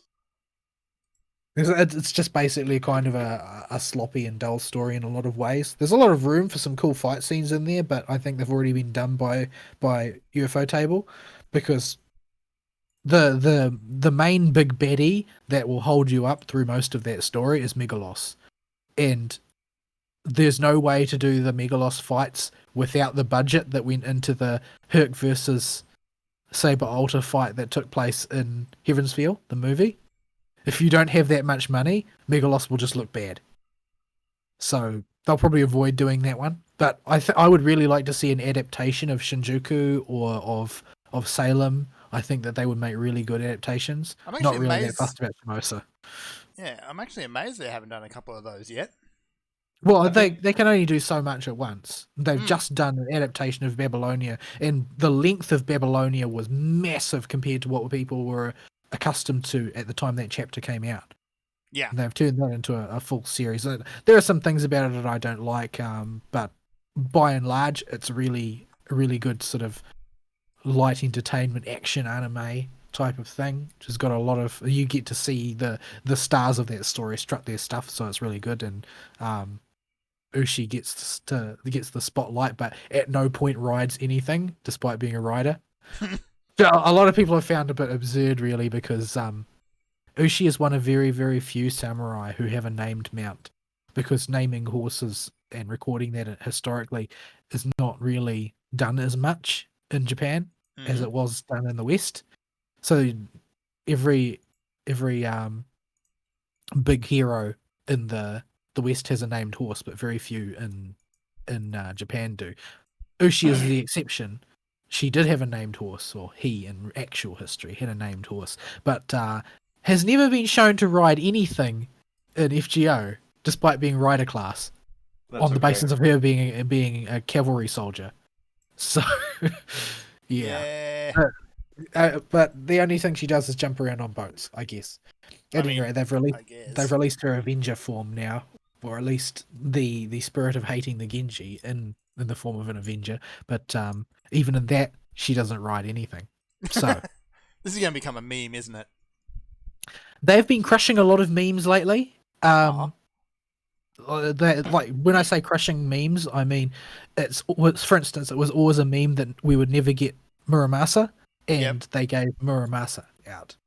And it was a meme that Ushi would never get a animation update, and she got an animation update. There was a meme that we would never get Ushi acting in any capacity but her youthful rider form, and we got Avenger Ushi. And it was a meme that we would never get a character, a pseudo servant using Karen's body, and they've just announced one as a Valentine's servant, I think it is. And what was the swimsuit one they crushed? Okita. Yeah, Okita got her swimsuit version, which was a meme that had transcended the internet and made it into game. How conservative is her swimsuit? Well, her swimsuit's just a normal swimsuit. Okay. It's more or less what you'd expect from a standard two-piece swimsuit. But so nothing ridiculous like some of the other servants. Well, Okita's not exactly. She's not, a buxom character or anything. No. She's a saber face, and She's a she's fairly saberface. slender. But it was a meme in game that she got really upset that she was passed over every summer for getting a swimsuit, and she complained about it. In fact, in the New Year's event specifically. But and I think it's this summer is when she's going to get her in North America is when she's getting her swimsuit version. But which it's got that particular version of her with a modified with a modified core where she changes class is tied into a story where I think it's something like she has a collision with mysterious heroine X or something, and because she's got tuberculosis she spews blood everywhere, and mysterious heroine X thinks that she's killed her and tries to bring her back using her servant universe technology, and so modifies her into this strange thing Oh with dear. jet engines, but also wearing a swimsuit, which was good enough for Okita. But Hold on, you didn't mention the jet engines before. well, she's got jet engines, okay? There you go. I was waiting for somewhere there had to be something completely absurd aside to it. I think it's jet engines. I'm remembering from 2 years ago when it came out in Japan, but yeah. So that's coming up this year. Let me I'm have a look. saving quartz for Rhinus myself rather than Summer. Although I'd like to get I'd like to get 2 or 3 copies of Lambda Melt as well, since Melt's one of my favorite characters, and she's a really, really good farming servant. Although I don't really need another good farming servant, I suppose. There's not really much point in trying to build farming teams unless you're actually going to go full retard for the Dante Scuddy meme team like Ari did. But But I was already on my way towards that one by accident anyway. yeah, because of your Dingle Rumpus obsession. But yeah. Here we go. Yeah, she's got. Yeah, I guess it's a jet engine. Although she loses it for stage 3. I think she just hides it. She pulls it back out for her NP, I think. But Yeah. yeah, so yep. I'm not sure I have much else to talk about for my week because I didn't really do all that much. I haven't really decided what I'm going to be doing going forward. I don't really want to get stuck playing Skyrim for as long as I did last time I started playing Skyrim, because that way I'm not playing other things, and that sort of frustrates me just to think about it. But yeah, I don't know.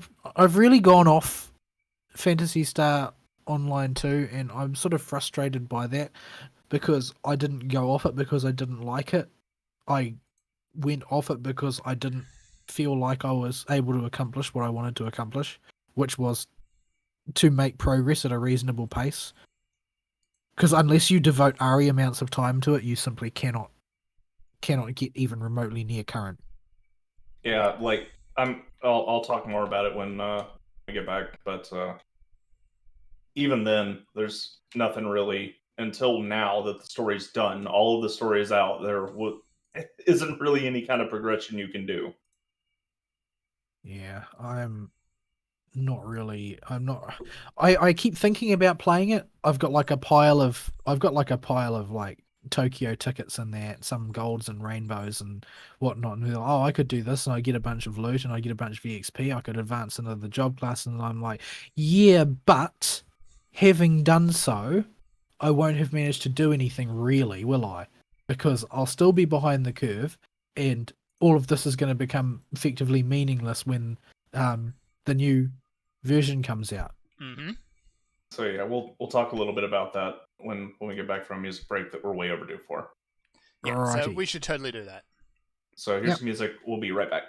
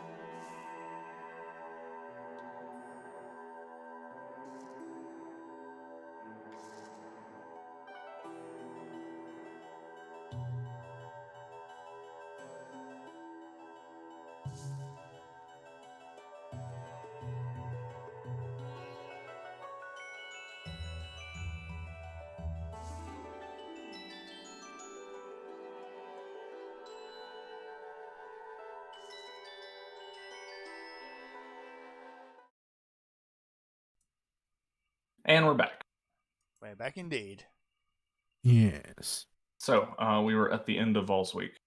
So, I've got this jar of Chipotle relish in the fridge that I got in a Christmas hamper from work. But I'm not sure what Chipotle relish is for.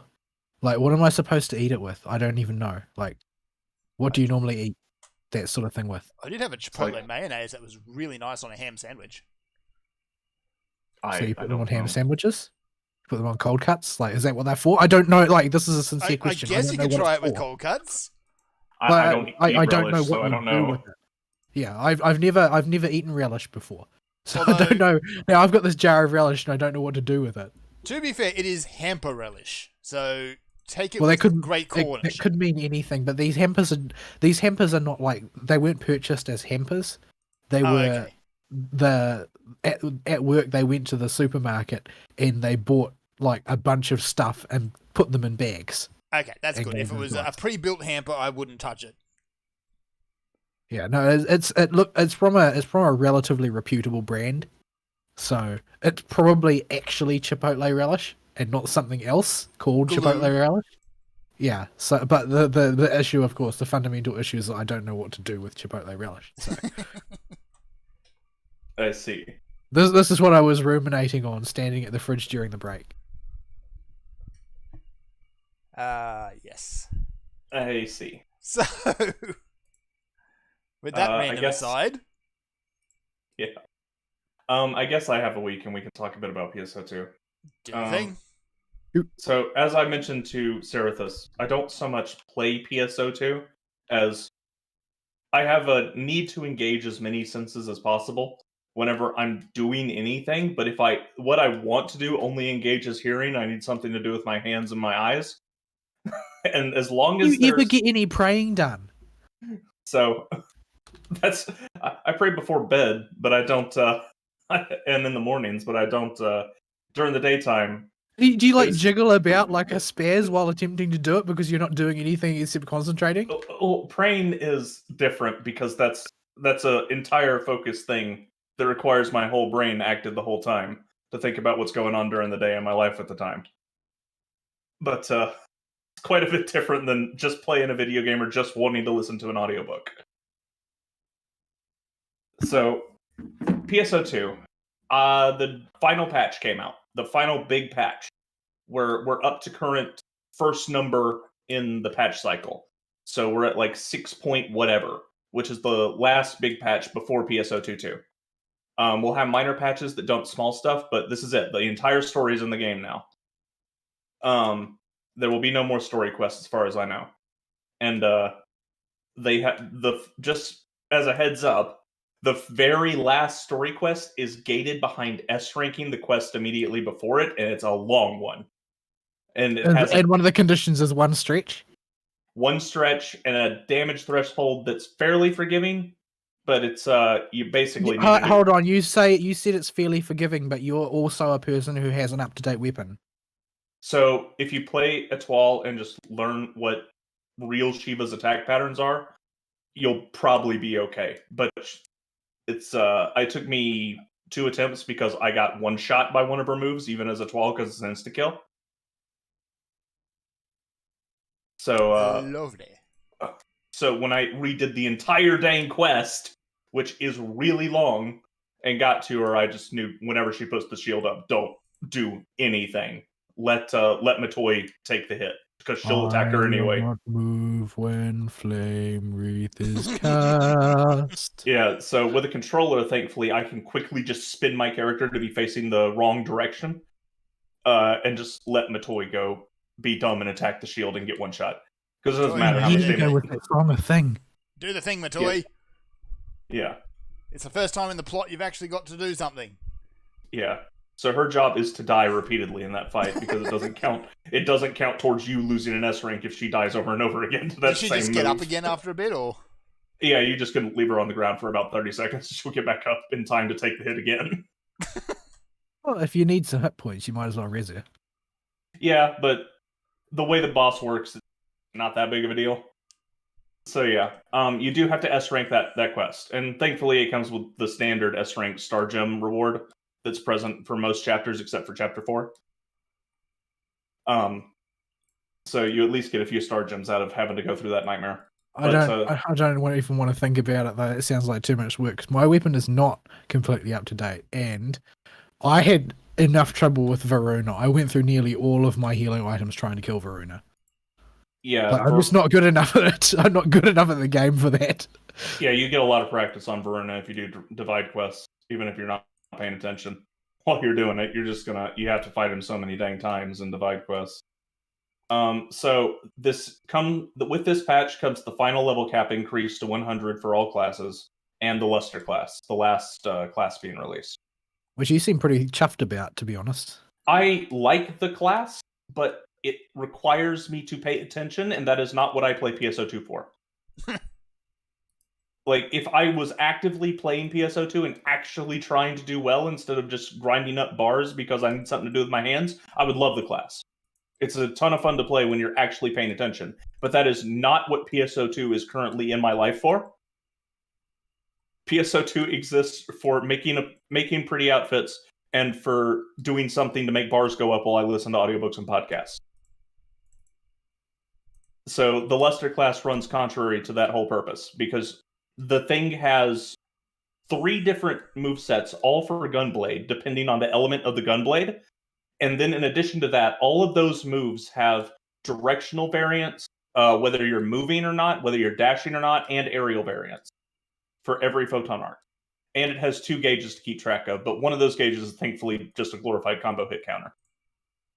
From what I had seen about people trying to blend Luster with other classes, it sounded like just from the because I haven't read anything about the Luster class in particular, but it sounded like it was just one of those classes where you muck about and then you hit your cooldown and it's party time.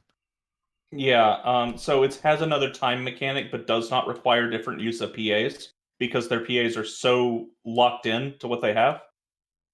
And they're very clear in the situations each PA is applicable, and some bosses are just, certain PAs won't be applicable, period. So you can't rotate photon arts like you would with the other class name time classes. So it's always just a cooldown that you can pop and then pop again to do your big move, kind of like katana combat on Braver. Right. So that's not really that big a consideration. It's just a big damage move for when you need the burst phase to go. The trick with playing Luster comes with figuring out how to do Devil May Cry style combos in PSO2. This class was designed by somebody that played a whole lot of Devil May Cry the night before and said, I got a great idea. And while I appreciate the attempt, it doesn't quite translate like you think it would. There's just a few too many quirks to movement in the way you have to zip around a map that it doesn't feel natural. But I did not put much time into the class because my Luster is level 100, but I had a zillion EXP tickets sitting in the bank specifically for when Luster came out, so I didn't have to level it. And as a surprise, we didn't just get PSO2 Day. It turns out on February every year, because the second month of the year, when PSO2 Day comes around, you get Ultra PSO2 Day. And their maintenance got extended, so Ultra PSO2 Day ran into the 3rd, which was Wednesday. So all these bonus keys I had sitting around got blown and leveled up like all the Scion classes, plus Force and Tector, all the way up to 100. And in Ultra PSO2 Day, it's not 100% tri-boost on every quest, it's 200%. Good grief. So you blow that, and it's doubled on bonus quests, so it's 400% bonus EXP bonus tri-boost in bonus quests. So everybody had a level 100 Luster day 1, if they were playing. Yeah, you would after that. Yeah. Ironically, it's things like that make me not want to play. Yeah. Because it's like, oh well, if you're not that guy, if you weren't there on Ultra PSO2 Day, well, you're just going to be behind the curve forever. You might as well not bother. You know, that's not a rational way of thinking necessarily, but it's how I feel about it. Well, I'll tell you this: I would rather have somebody that figured out Luster playing it the whole way up from level 1 to 100 than somebody that Ultra PSO2 did it, because bad lusters are the name of the game right now whenever you queue up for an urgent quest. Oh, they would be. It's like, oh look, I've got 7 lusters with me, and all of them are using crappy gear and flailing about, clearly not knowing what they're doing. Yeah, like So it's just like when Shadowbringers came out, every group would have a gunblade tank. yeah. So Luster is a complicated class to play because they tried to make a Devil May Cry weapon and turn it into a class. And Seems like it only sort of worked. Well, they apparently realized nobody had a clue what they were doing during testing, because they included a button that is Smart PA, which is just auto combo. The problem is it's the most retarded button in the world. It has no clue what it's supposed to do. And so you'll see Lusters dashing off into lava waterfalls and crap in the middle of the current Valentine's Day event because the auto pick PA button doesn't pick the right thing they need. Sure it does. It thinks they need fire bath. Yeah, so they don't have a clue what that button does, but they just sit there and mash it. And if you get a good luster, they can really crank out the numbers. If I think Dark and Fire, those 2 elements of Gunblade give them the high single target damage one. I'm using a Lightning Gunblade when I do poke at the class. Which is, Wind Lightning is speed, Fire Dark is power, Light and Water was, I think, tech. No, that one's speed and evasion. Lightning and wind are AoE. Oh yeah, that's right. Yep. Okay. Yeah, I was just going off memory there. So it gives you a wider and longer range on everything. But yeah, so bad lusters are all over the place right now, and it's a pain whenever I see a group full of them. I almost want to just leave the urgent quest immediately if I glance at my screen and see like 6 lusters there, because you're going to be there a while. But yeah, if I was playing the game, I would love the class. I think there's a lot you can do with it.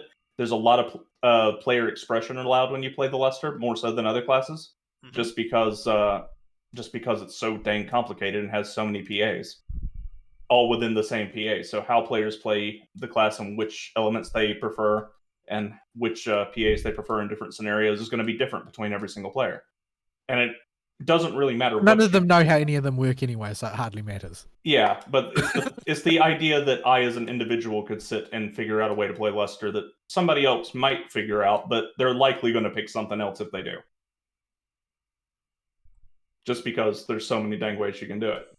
I suppose it's one of those things that only lasts until somebody figures out, one of these ways of playing is actually super broken and the way everybody should be doing it. Yeah. Sooner or later, that will happen. Well, I don't know if it will, because Luster came out so late in the cycle, and everybody will stop playing it before that happens. Yeah. It came out so late in the game's life cycle that it just doesn't matter that much. As long as you can do good damage with Luster, you can play it however you can. Like most classes in this game, you can play it however you want, as long as you can do a passable performance to get the boss dead. Or I play Braver like an absolute clown, and I'm still the one who pulls aggro on bosses most of the time. Yeah. So it's not that big a deal min-maxing it unless you're really chain running Ultimate Quest because you want to be the best there ever was, or you're doing plus 35 divides.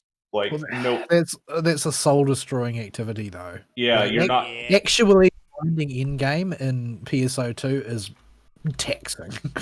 Yeah, the grind is real. I stuck my nose in it for like half a week and gave up. So yeah.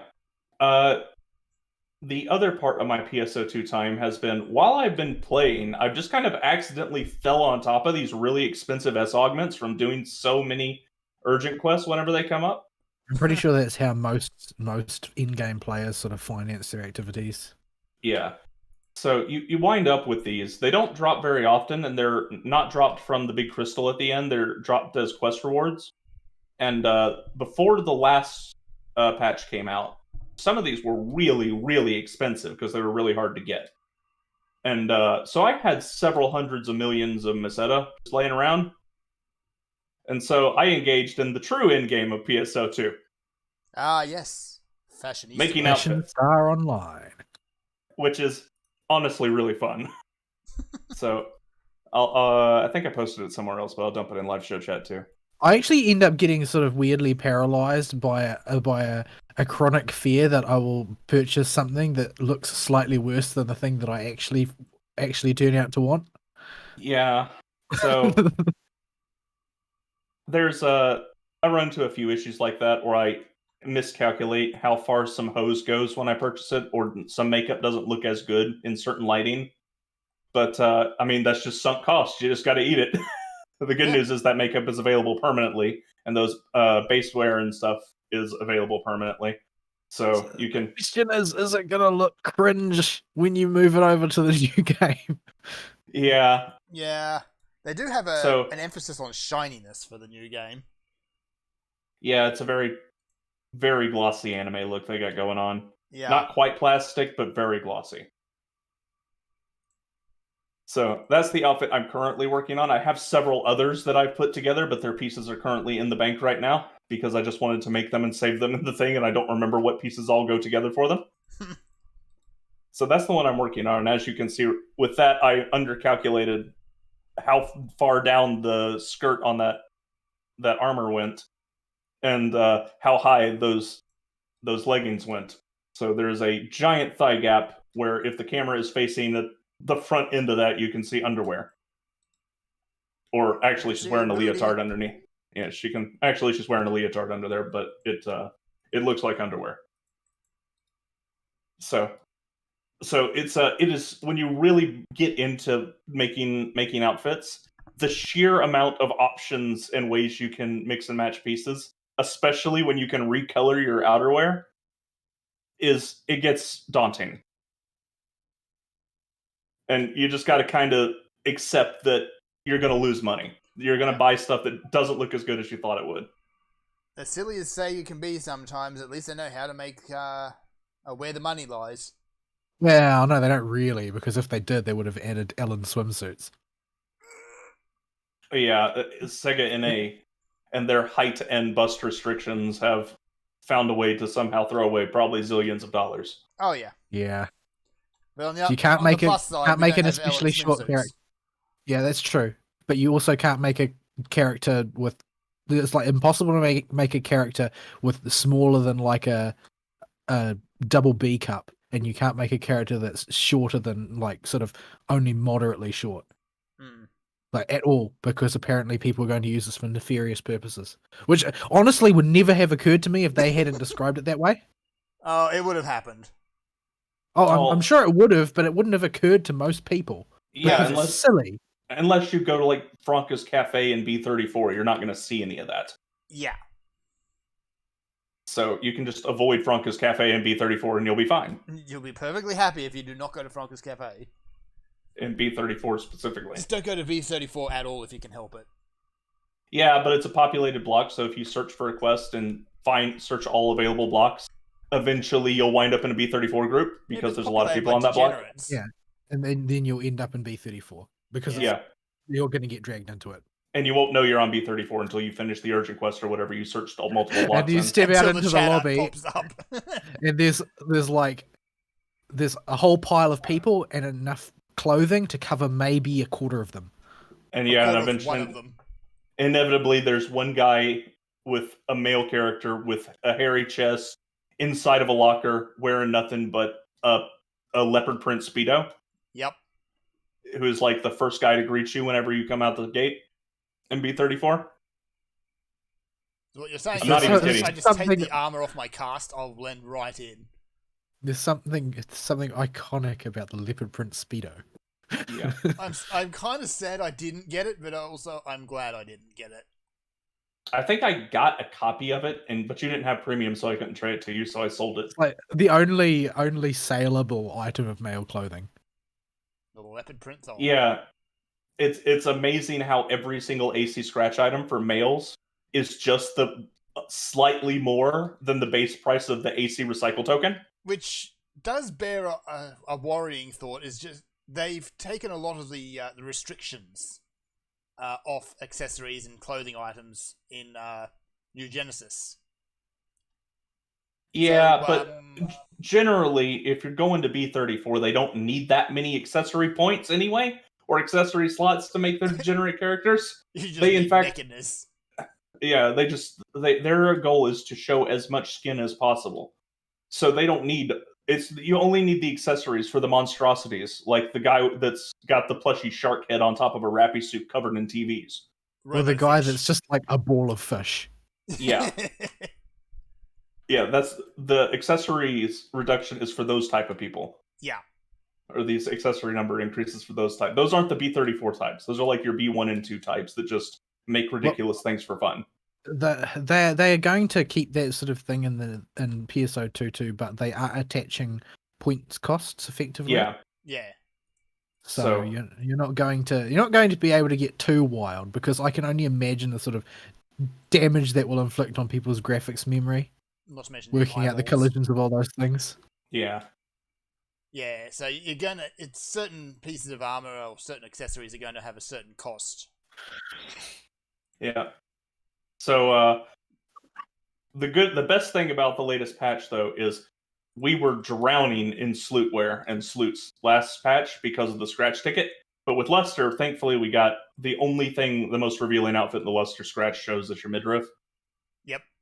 So we finally are gone with the duct tape on your nipples on that everybody was wearing. Yeah, that duct tape outfit. Yeah, it's really bad. I mean, I got it because it was cheap to add to the collection. I got a lot of things from that scratch because they were dirt cheap because everybody was rolling on it. Uh-huh.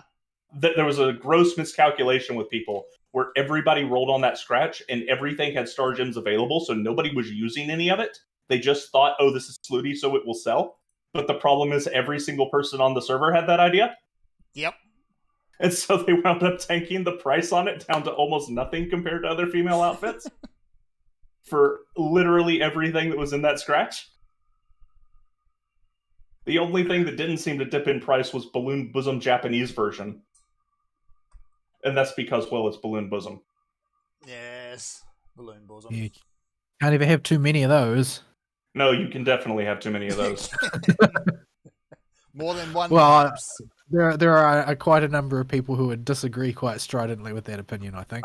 I know. The number of people who could pass as Raikou impersonators were all over the place. More to the point, what else would you wear as a hat? Another Balloon Bosom. Exactly. But yeah, it was a mess there. But you're able to put together some really cool outfits. At some point, I may, if I'm really bored, I'll go through my outfit collection and pull it all together and show all the outfits I made. But it takes a lot of work. The hardest part is hose and leggings and any kind of stockings, because they never are quite the right color or length that you want. And the ones Avoid that the issue my character always wears long skirts. Yeah, I like the flared dress armor and outfits, but the problem is they're always open front and assume you just have good stockings to go with them. But if you just want generic gray or black stockings to go with your outfit, they're 40 million plus Meseta up top. Woof. So you have to go with what's affordable. Haven't there been a few applicable things in the season ticket? Season ticket. What do you mean season ticket? The the thing. mission pass. Yeah, that's the one. They are, but things like they're like blue, or they're I haven't used them, so I don't know. Yeah, or they're really shiny and don't look like leggings. That fit the outfit, so they don't really work. They look more like spandex than proper leggings. So I have not used those. And Japanese thigh highs just look ugly. I don't care what anybody says. I hate those things. The thing is that they're something that they only work in anime. Like on anything 3-dimensional, they look really wonky. Yeah. So I have thigh highs on my character right now, but they are normal, just short stockings, basically normal leggings. So I'm trying to find a better pair that goes a bit higher, so people can't stare at the bottom of my leotard if they face my character from the front for this particular outfit, and then this one will be done, and I'll go make another one. That's literally all I've been doing with my Meseta after I got all the crafting stuff leveled up that I wanted. Is just go through the personal shop and try and make outfits. It's really the only thing you can do with it. Well, most of it's going to port over to PSO2 too anyway. Exactly. So as long as I focus on this, I have stuff I can bring over to the next game. And passively, I've been leveling up all the classes to 100 again because I play this game mostly when I actually am playing and not playing dress up, just to make the bars move, so I have something to do with my hands. And grinding out the recommended quests whenever the either the just run around the map ones or Broken World of Twisted Shadows is really easy to do while you are focusing on something else, usually an audiobook. Mm-hmm. So I've accidentally again almost finished the class leveling, and Ultra PSO2 Day certainly helped with that. I do not know what I will do to act with the game after I get all the bars to level 100, because my poking my face into in-game made me realize I don't want to do that, even as a passive activity. It's just so painful. It's absolutely unspeakably brutal. Yeah, while it is technically a passive activity after you learn the attack patterns and they become muscle memory, it just... If you thought grinding the levels was bad, divide quests where they require you to pay just enough attention to not screw your group up, because you only get one shot in those. Remember, if you die once, it's over before you get extra lives. And you have to go the life route if you want that. And if your group leader decides you're going the points route, oh, God help you. Hope you played Etoile, which is why I've been maining Etoile. Because at endgame, you only get one life. So yeah. Approaching the end of what I can do for actual progress in PSO2, because leveling the classes and getting passable weapons is about all I focused on. My units still come from Tokyo Bonus Key Rainbow, and honestly, they work just fine. I didn't even have to augment them very much. So, if you need good units, just pop your rare drop boosters and do when you're doing Tokyo Bonus Key Rainbow, and you'll get 13-star units that are perfectly fine. And as long as you don't get hit anyway, or you practice not getting hit by the bosses when you're doing them, you don't need better units. Honestly, the good units that drop seem to only be trivially better than the ones that they just give to you for catch-up. Yeah. The Tokyo Unless you're going to go full retard on augmenting, one unit's pretty much as good as another once you get to a high enough star rating. Yeah, and you're hard limited on what you can go full retard augmenting in the game. Augment transfer passes are expensive, and playing the randomization game with Augmentifix is just not worth it. You'll wind up losing so much, especially now that it's not free. It'll cost you like 50 million Meseta just to do the augment transfers. Wow. But that's even when it was free, you still had augment transfer passes to deal with if you wanted a 100% success rate. And you need like 50 of those per weapon. And like 40 per unit that you want to augment transfer stuff to. It's nuts. And getting that stuff requires, I think, you can get 5 passes for 20 class EX cubes, which are incredibly valuable. Mm-hmm. Because they let you do enhancement cat pluses as well. And they're needed for Zig's weapon exchange. So it's not worth it. Make one decent Rivalite weapon and call it a day. That's the most work I'd recommend anybody put into in-game at PSO2. And I did that while it was free. While the Meseta cost was free for the augment transfers. And it was still ridiculously expensive. So yeah, that's been PSO2. If I get some more time to really nail down Luster and play it some and decide I really want to engage with it, maybe that's something to do. But I'm just kind of running out of stuff that I can do, especially on my own, and I don't want to get other people into the game because I would not be engaged at the level they are engaged in if other people were playing with me. Yeah, and it still feels like a missed opportunity to me. Like, if it was being deployed at a reasonable pace, then I never would have fallen off the train. Yeah. Likewise. So it's just impossible to be invested at the rate it's going. So yeah. That's all I can think to really say about it. None of the current urgent quests are that good, although they have started introducing ultra hard variants, which are different than just ultra hard scaling urgent quests. Persona the Mask, for instance, has a whole extra phase in ultra hard. that one-shots everybody and is way harder than anything else in the game right now. Like, it's another one of those, people are underestimating how hard Ultra Hard is now, because he's the first level 96 plus Ultra Hard Urgent Quest. And he just one-shots everybody, even with 13-star augments. Or, not augments unit. And decent weapons. So, it's one of those fights where everybody runs out of moon atomizers and has to go back to the ship. And every single time I've done him, he's caught the entire group off guard with just how hard he hits. So that's been fun. But yeah, that is all I've got for PSO2. The next few weeks are going to cut into any kind of free time I have pretty hard. Probably until mid-March, because I've got to do April 15th year-end tax prep. It never seems like I'm done with taxes. There's always some type of taxes that need doing. As I say, there's two constants in life. Yeah, death and taxes. Yep, you're never free of it. Well, and new releases of Skyrim. I mean, yes. Yeah, so I don't know how hard all this is going to hit, but it's going to hit me pretty soon, and I'm expecting it to hit next week. It may be delayed a little bit. We got a bunch of jobs that are going to be breaking soon, which is good, but it also means I got to go on site occasionally and do my best to not play the mask game. Yeah. How many masks are people up to now? Oh, I don't know, but I've gotten a talking down to by the post office staff for walking in the post office without a mask and telling them to fuck off. Well, it's a quote, so we're safe.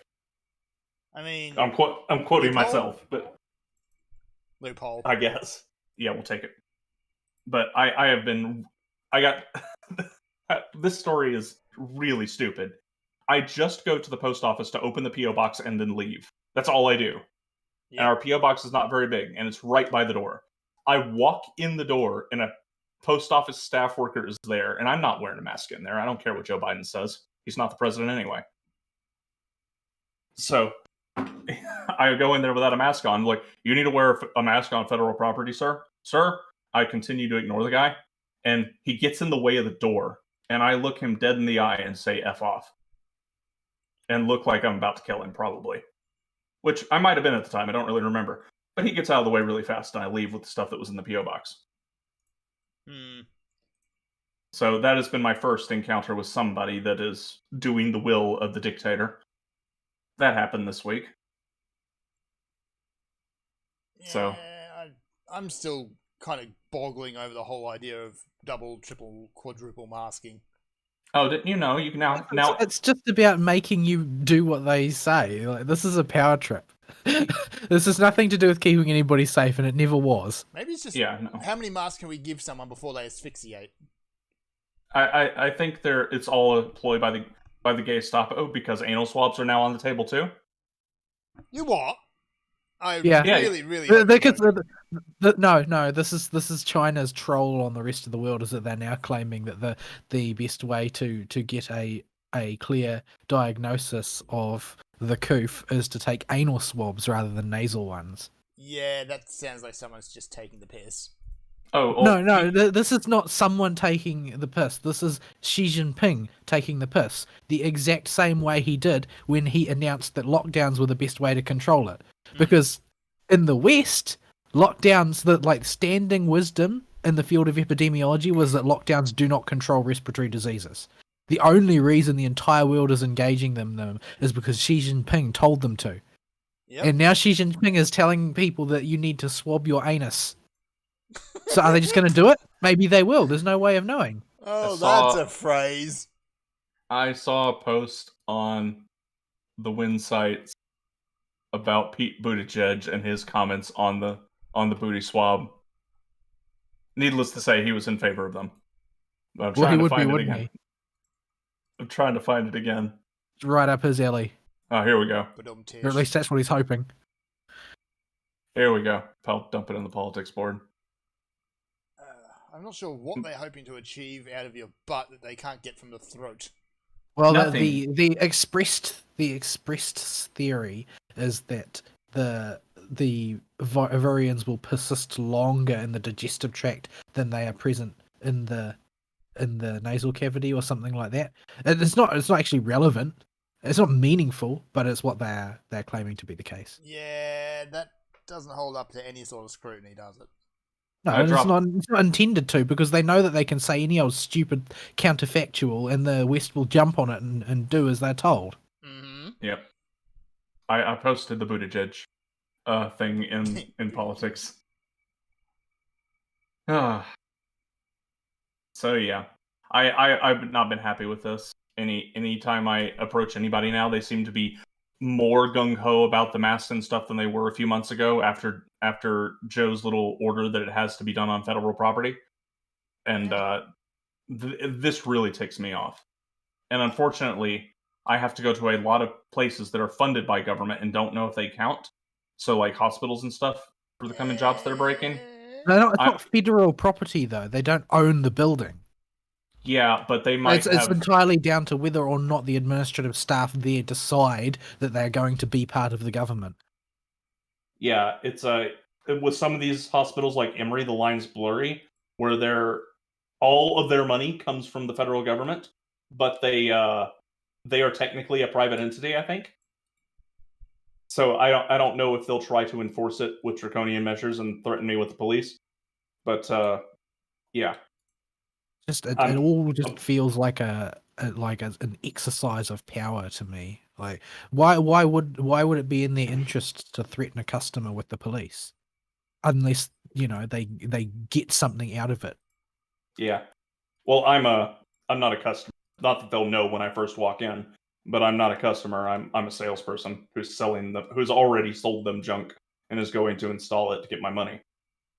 But if they're announcing it to you, they're announcing it to everyone. So Yeah. it just doesn't make any logical sense to me, because they can see with their eyes that there's not people dropping in the streets. I mean, do you remember those videos? Yeah, they were all Chinese propaganda videos that were recycled from propaganda like 10 years ago. Yeah, they use the same ones every time there's something like this happens, and then they distribute them in the media to the West. Mm-hmm. And every single time, people fall for them for some reason. They never learn. But that is what people expected to see, and nobody saw it, but everybody acted like they did.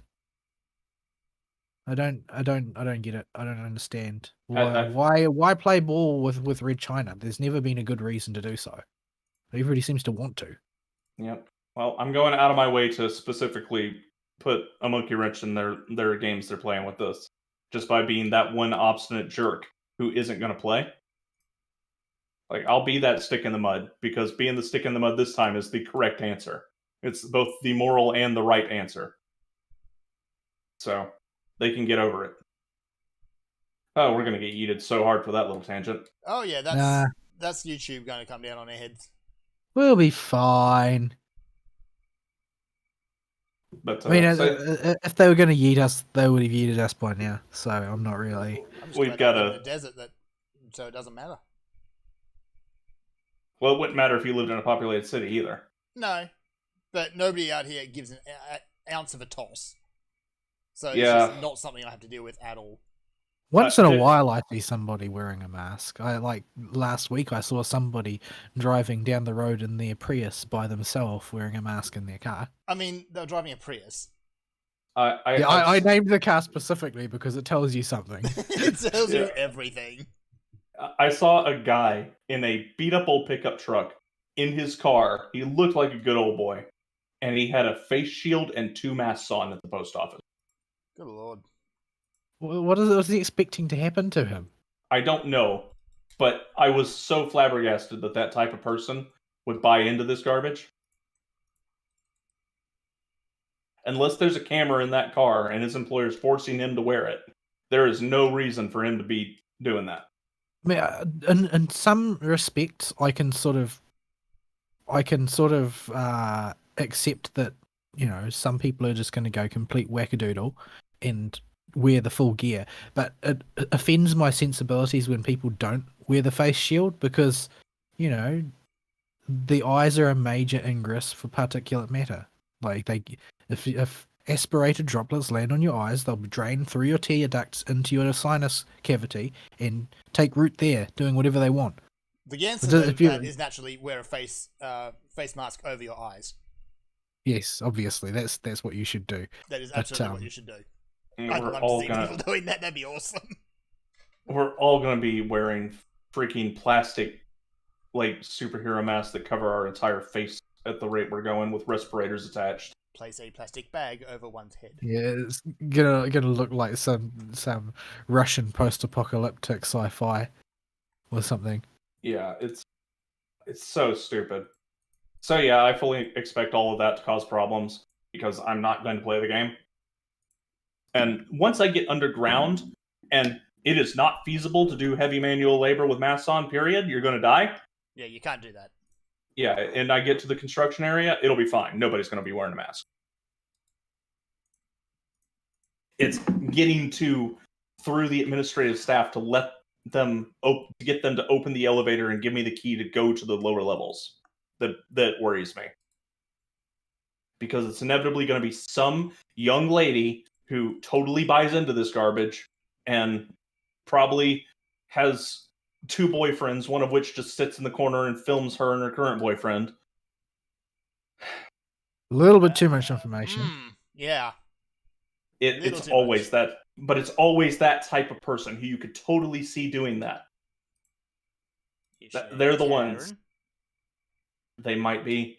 Or Cindy. Cindy seems to be a common one too.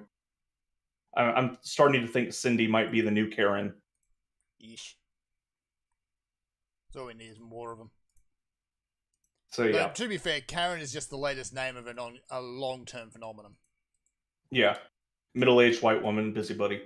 Yeah. So although these appear to be much younger, they seem to be starting sooner with their busybodying. Yeah.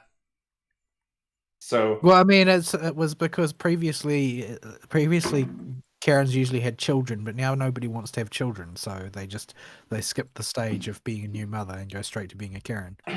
yeah. So yeah, don't know what my schedule is going to be like, but I foresee within the next 2 weeks, certainly, if not immediately starting next week, I will be very busy nonstop, probably for a whole month at least. Sounds fun. So yeah, that's what I've been doing. All right, we should do a news. We should do a news. There's What a bunch have we of got? little things. I suppose we should make a quick follow-up mention. Game Stonks is still going. Sort of. Yeah, Hold, everybody hold. I mean, of course, the buzz will die down eventually, but that doesn't mean that you should sell. Oh no, just sit on it. last I heard, despite Wall Street and the government's best attempts, it's still holding at around like $70 to $85. They should totally. So buy long silver. so long as they are caught in an overshorting position and they lose a lot of money, I'm not that worried. Yeah, Mhm. people just need to hold until all these shorts are due, and they will lose money, and a lot of money. So they're still losing like what? If it stays at 70, the lowest I've seen it Well, in these ebbs and flows. my main concern is that there are going to be a lot of hedge funds that buy in now in the downturn, so that Yeah. they can short the stock. While they won't be able to make as much money because the stock is so expensive, they'll still end up in a position where they can make money off the whole procedure. Here we are. GameStop currently is sitting at 63.77. Yeah, Wall Street Bets unfortunately is on the radar now, so it's harder for them to get moves like this done in secret, where the hedge funds won't know about them. Oh yeah, this So- was but- largely a one-off thing. But they're hoping that people buy the stock and they can short the stock again at its current price, because they know it will eventually go down, and then they can to the moon it again Mm-hmm. Or and if, make them lose even more money. if the hedge funds jump to another stock, which they will do, follow them. Well, they've been doing that. Anywhere that these hedge funds shorted stock, they at least took it into the stratosphere. Maybe not quite as high as the moon like they did with GME, Oh, but yeah. they did at least take it into the stratosphere. It is still the funniest thing. Yeah. They did it to like AMC theaters was the second biggest one, I think. Mhm. Because movie theaters are dying. Yeah. Theaters were dying And before the coof, though. I heard there was one that went up simply because its stock market abbreviation was AAGH. Oh yeah, the because of the Warhammer references and the arcs. Oh,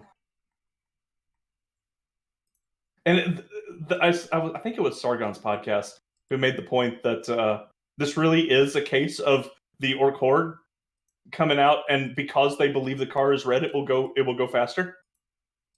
And they use that analogy to describe it. to quote a now famous billboard, stock market go brr. Uh, No, it's GM Ego Burr. Was what it GME said. go brr. So yeah, But, like, that must be so confusing for everybody who sees that board.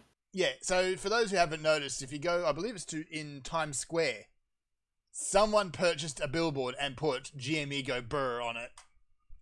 Is yeah, it over the Stonk Sky? I think it was over the Stonk Sky. it was over the Wall Street Bets. It had the Wall Street Bets mascot on the billboard. Okay, there you go. Yeah, they paid. It's a digital billboard, so they just put it there. Yeah. They did this in several roadside billboards as well in various random places throughout the U.S. near major cities. It's great. Yeah, there was. I think one even happened in southern Georgia. Obviously, I didn't drive by to see it, but I saw a picture of it and I was like, "Oh, that's cool." Brr. So yeah, there's people are having a lot of fun with this. Yeah, the internet's attention span is small, so they have stopped talking about it, but it's still going. They're still holding it at something crazy like 30 or 40 times what it started at. So Yeah. all these hedge funds will lose 30 or 40 times what they bet against GME if they have to pay out now, and that's not counting the people that shorted the stock and had to pay out at the end of the week. It was the meme. Yeah. So fun. So yeah, you guys keep on rocking. Keep going, And- brr. Yep. I've loved watching the responses to it from people all over the political spectrum. Like, the funniest one was Ben Shapiro, Oh, of course it was. because he came out in defense of the hedge funds, and you can see the light bulb go off in his head when even the people on his own website are trashing him over it. And he goes, maybe it's not such a good thing to support the hedge funds. Yeah. I mean, they're a financial parasite. I know that's Yeah. probably going to get some people really riled up, but Not if the internet, not if the barometer of the GME Go Burr meme is to go by. Everybody that isn't a hedge fund or one of the ordained seems to be of the same opinion. Yeah. Or a similar one, at least. and like I said last week, it's one of the big reasons I really do not like the whole idea of the stock market. Yeah, So yeah, it's a mess, but it's a mess that makes for funny GME Go Burr memes. So that it does. at least this is how we start 2021. With memes. I love it. Well, in the meme sector, the thing that started it was and I love that the Wall Street Bets guy, their little avatar looks like Trump. That takes so many people off when people pointed it out to them, because Yeah. for some reason they didn't see this, and even the Wall Street Bet guys didn't see this because it's supposed to be a reference to somebody else. But it just so happens to also look a bit like Orange Man. And that got a lot of people's panties twisted. That was fun. But why? What sort of a thing is that to be upset about? Because Orange Man bad. Yeah, like these people, most people are not rational right now. Although I did see a quick shot of him pop up on TV the other day, and they had saturation off whack, so he looked ridiculously orange. You know, Trump could double his net worth if he could charge rent, subletting all the places, all the heads that he lives rent free in. Yeah. If he charged rent, most of the world would be broke. That is also true. Anywho, let's talk video games. So Which one? Which video game are we going to talk? Pick an article. I can try. Where's my my You want Oh, to hold talk about the one we want to get hyped for, even though we probably won't play it? Shift tilde brings up my overlay. Right. Yes. Okay. Or would you like to talk about booties? Well, I mean, they're both great topics. Both of which involve moons. I guess that's true. Terrible, terrible joke. Yes, it is a terrible joke, and you should probably go to prison for it. Probably. Right. So since the former is a more well defined topic, which is very slightly less likely to spiral off into a meaningless tangent. I don't know. could Booties spir- I can be could pretty spi- well defined, man. I could spiral well off well defined. So sorry. This cough is going to be following me for months. I just know it. So It's a plague. the Final Fantasy XIV announcement showcase took place the other day, and they have announced their next expansion, the patch 6.0 for Final Fantasy XIV, Endwalker. Yes. So, And no, this still another- does not have anything to do with buds. So right, sure. Sure. No, well, I mean, realistically, though, butts have always been a huge point of contention in Final Fantasy XIV, because in 1.0, they were a lot less flat. Like, a lot of people have complained that you cannot make a character in since A Realm Reborn, you cannot make a character with sufficient junk in the trunk because they modified the character models for females. This is a legitimate and ongoing debate that has been going on since A Realm Reborn launched, was that the old models had nicer looking backsides. internet. So aside from butts, yeah. You wanted to make it about butts. Everything's going to be about butts, I think, today. It's just going to be one of those days. Pro tip, if you need to figure out how to make butts in PSO2 work, ask me, because it's actually really complicated. Does it involve the balloon bust? No. It involves a whole lot of sliders that work together to contribute to the adequate butt size that isn't giant, fat, or non-existent. Okay. And none of it's intuitive. Yeah, that sounds about right for PSO2.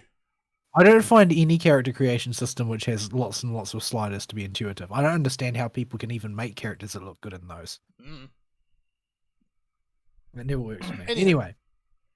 So the new expansion is basically, it's going to be the terminal point of the story. It's sort of like the high point of the story, so to speak. Sort of like how they finally closed out the Sargeras storyline in Battle for Azeroth. Though hopefully it won't be as bad as Battle for Azeroth, obviously. But the sort of Hydaelyn versus Zodiac arc of the story is going to be, brought to its climax in this next expansion. Yep. And it's going to be a big old battle on the moon. On the moon! On the moon. I mean, that seems to be the logical conclusion for every JRPG. Sooner or later, it's let's go to space. Yeah, and as far as traveling around Eorzea goes, well, they're going to be going to the Empire at long last. Finally. Yep, along with the usual things like raising the level cap and so on and so forth. And there will be 2 new jobs, one melee DPS and one healer, and as usual they've split the announcements up. So at this one, the healer was announced, Sage, which has its own new weapon type added, which is basically like the bits that you see on like Gundams and on Phantoms and PSO2. Yeah, the flying gun drone thingies. Yeah, except this is not a healer. Yeah. Because that makes total sense. And it's also on Alphino, who's finally getting a class change. Yeah, instead of being He's what been was an he Arcanist like? since- Yeah, he's just been stuck in Arcanist. He was never able to take a job class. Yeah, you'd think he would have gone Scholar at some point, but no. No. I think they just didn't want to. They didn't want to lean too heavily on a particular type of summoner or anything, I guess. which they would have. Because it's sort of like it's understood because Arcanist is a classic class. It's sort of understood that anyone can summon a carbuncle, but the job classes, the summoning contracts are more specific. So yeah, it doesn't make sense for random people to be able to summon Eos and Selene in that. But I mean, lore is of importance to the Final Fantasy team in a way that perhaps it isn't to the World of Warcraft team, who are willing to upend their lore every 5 minutes for no reason. Smash! They do like the smash. So, So yeah, we got that. It looks like it's a barrier healer, which is a new thing, sort of. well, it had always been an informal distinction before, but it was starting to become sort of detrimental to design, to healing, modeling, and design, in that you end up with a situation where certain healers are just like a non-entity, either because they don't lean heavily enough into one particular style, or because an encounter simply doesn't accommodate that style or whatever. We're looking at you, So- Astrologian. So you end up being in a situation where you are sort of forcing particular group comps all the time. Mhm. Like, oh well, I mean, you must have a scholar, because let's say, because there's this tank buster which you can't survive on full health, so you need a shield to buffer it. And if you only happen to have two incredibly skilled white mages, well, too bad. Yeah. You can't do the fight. Oh, did you bring an Astrologian? Well, too bad. They're not going to be doing anything. Yeah, because Astrologian, they split the difference between the two. They could do a little bit of one thing, a little bit of the other thing. So yeah, they've split the difference now into sort of two pseudo roles. Mm-hmm.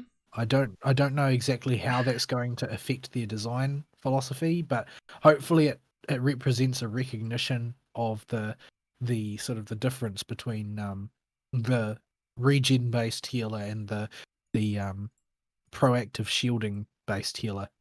But Yeah. I guess we'll have to wait to see how it plays out in practice. It seems to me though that it's the sort of thing that's going to need an awful lot of playtesting to get right. Yeah. Like, how much are they going to change White Mage and Scholar to go with it?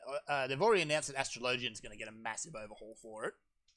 Yeah, well, in order to accommodate this, it'll be necessary. But I think Astrologian's pretty much in dire need of it, since They've generally speaking, the only people that play it are people that just really like it, and they don't try and play it at high end play, as far as I understand. But that could be categorically wrong, because I don't stay in very close contact with the way things are proceeding with the classes in Yeah. Final Fantasy these But days. it's always been a rather wonky class. Yeah. So, yeah. So it will be This- taking up most- the other direct healer slot. So you'll have Astrologian and White Mage for your direct healer, and Scholar and Sage for your barrier healer. Yeah. Other than that, mostly the things they're adding are the usual things they add, like, you know, a new little PvP mode, new raids, new dungeons, some more gold sources stuff, more player housing stuff, that sort of thing. Just generally more. So Even this if is you a don't this is care a about Final Fantasy 14, though, I recommend everyone goes and watches that trailer, because damn. their trailers are always spectacular. I haven't had time to watch it yet, but I've been meaning to get round to that. But, You actually finally yeah. see Alphino and Alistair in a trailer.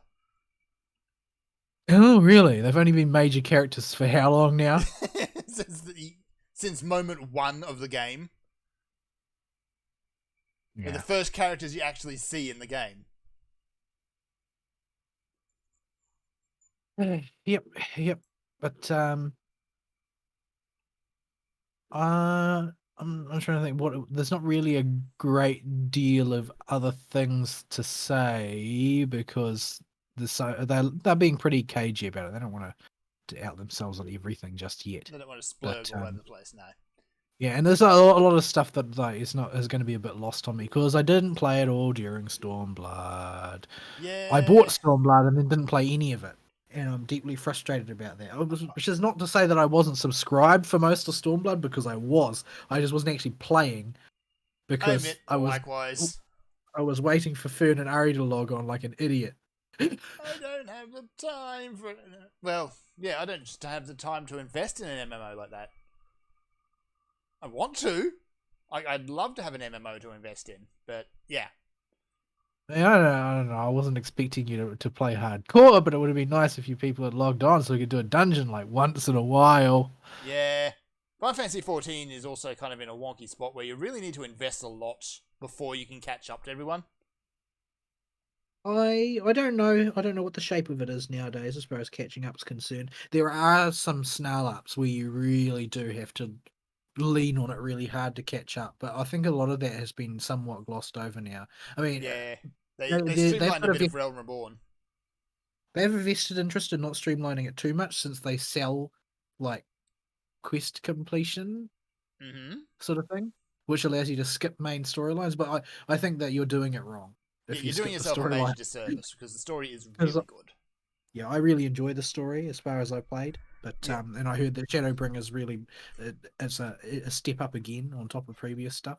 But Yeah, Realm Reborn's first half is a bit of a nothing really until the story gets rolling, but once it does, it doesn't stop.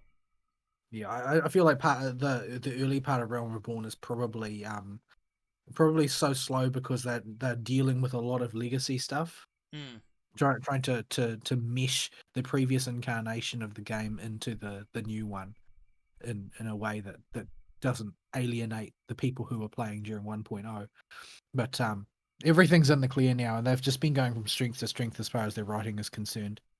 And their encounter design has also been great. It's been consistently good from what I've seen.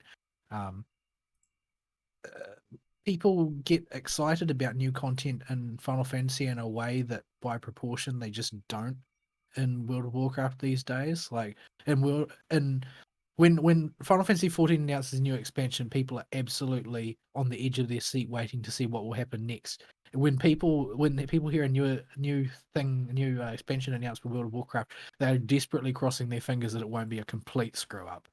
Yeah. Like minor screw up, maybe that would be fine. We'll accept a somewhat partial screw up, Which is what we kind of got for Shadowlands. But as long as we don't get another battle for Azeroth, please. As WoW. I'm beyond Well- caring about WoW. I want WoW to sink into the ground and never rise again. To be honest, Yeah. it's been WoW, strangulating the genre for far too long now. It has. It's done its dash. Let it die. Let it die. We might get something new.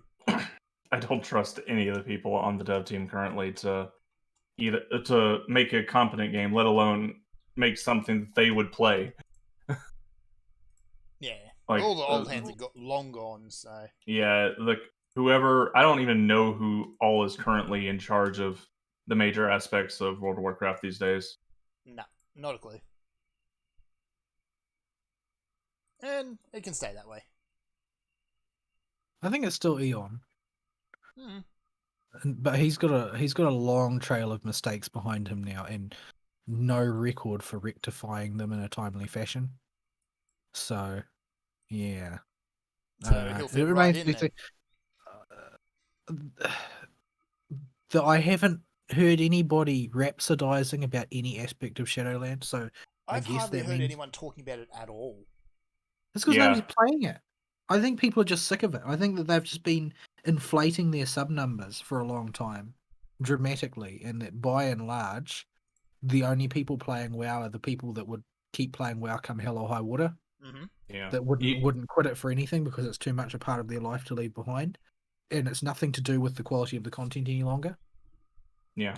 Even if they're not inflating their specific sub numbers, I bet you over half of them are people that just keep a WoW sub up just because they've always done Yeah, it. it's like they pay it the way they pay the power bill. It's always been there.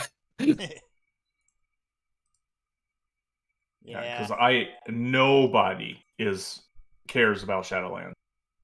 Like, not one way or another. It's just, I haven't seen an excessive amount of hate other than some people really don't like the Covenant system. Yeah, There's because, always I gonna mean, be like, haters. Well, the thing is that hating on an expansion is in a lot of ways an expression of love for the game. Mm-hmm. Because the hating an expansion means that the game failed to live up to its potential in some way. Yeah, it means you But- still care. But when you're not talking about it at all, when you reach that point of apathy where it's like the game that does something bad and you just shrug and ignore it, I mean, you can't come back from that. You can come back from hatred by winning someone back over, but you can't come back from them just ceasing to care. Yeah. Yeah, you can't do anything for a customer that doesn't give a toss about your game. Yep. You can do something for a customer base that's mad at you for a specific decision. You can fix that decision, but you Unless can't. you If well, you can. I said they could. I didn't say they will. But if your player base just doesn't care, which is the overwhelming feeling I get from Shadowlands. That then I don't know what you can do as a company. It is in a real way the worst reaction you can get from your players is what Shadowlands has gotten. Just Indifference.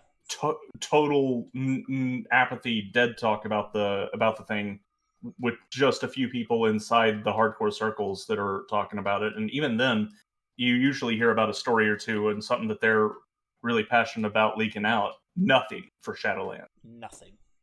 I think that the fact that they're having a fully online BlizzCon this time around is going to mislead them pretty gravely, because the level of passion required to attend an online con is a world apart from the level of passion required to actually go to BlizzCon itself. And I think if they had been able to, because I mean it takes place in California, and I'm sure they're under all kinds of retarded restrictions. If they had been able to hold a real BlizzCon, I'm fairly sure that would have been a really unpleasant wake up call for them. Yeah, because they would have seen just how few people still care about their IPs. Like they've pretty much ignored StarCraft as an entry. They've got no sign of Diablo 4 coming out, and it sounds like they don't really have much to show either. I saw an article severely. Yeah, I saw an article that said don't expect anything of the major IPs this coming year. It's like, okay, yeah, that's great, guys. Yeah. Also, you got to really think, to go to a con like BlizzCon, you are going to a building full of the most smelly autistic people in the world. Well, not only that, but you have to be in California. Yeah, in California. Paying for what I presume is ridiculously expensive accommodation. Yeah. For you guys, you could easily, to turn into Aussie and New Zealand money, just quadruple the price of everything. Mm-hmm. Sounds about right. And in the raw number value, and you get in your dollars, and you get how much stuff costs in California. So if a hot dog is normally $2 in New Zealand, it's $8 in California. I would not trust a $2 hot dog.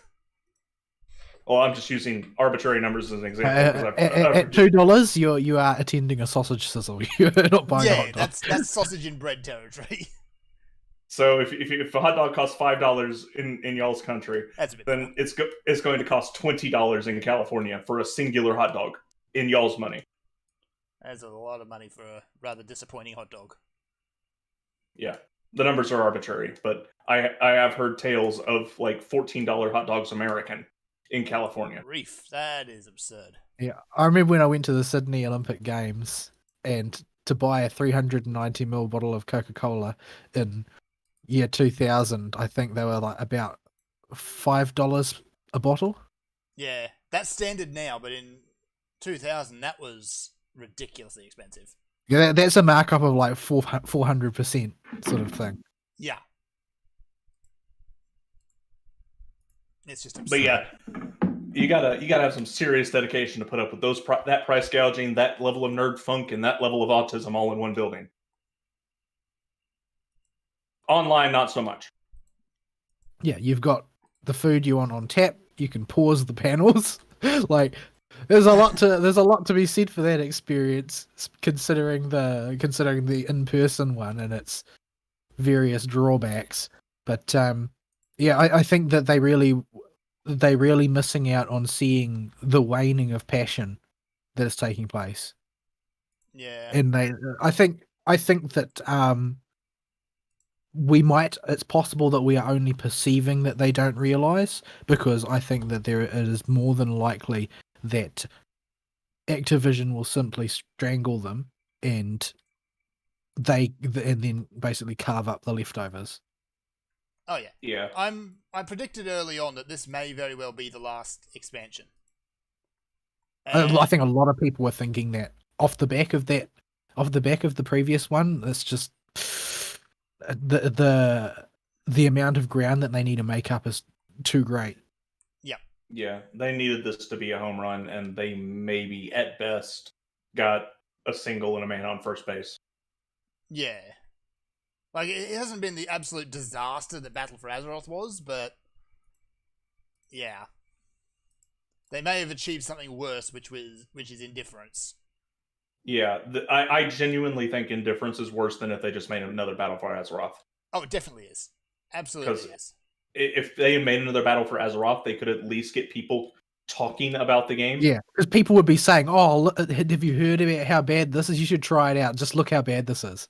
Like it would be better for them. Yeah, people Yeah, would and- be Be better for memeing them it, that people way. would be talking about it, people would be ragging on it, but people would still be aware of it. Yeah, and you would get the obligatory come suffer with me crowd. They Exactly. would beg their friends to come back because everybody hates what's going on and they need somebody to endure the pain with. And memes sell. Yeah. And while I don't have anywhere near the level of connections I did when I was little internet socialite, I still expected like all kinds of people to come out of the woodwork. Crickets, for the most part. Mm-hmm. I think I got one or two that popped their heads out and then said okay and left and didn't pester me anymore. Yeah, no one's really pushed it this year. That's not good. No. So BlizzCon this year is probably going to be all about Diablo 4 and not a peep about WoW. Or no, actually, they'll talk about the whatever patch they're working on, but that'd be about it.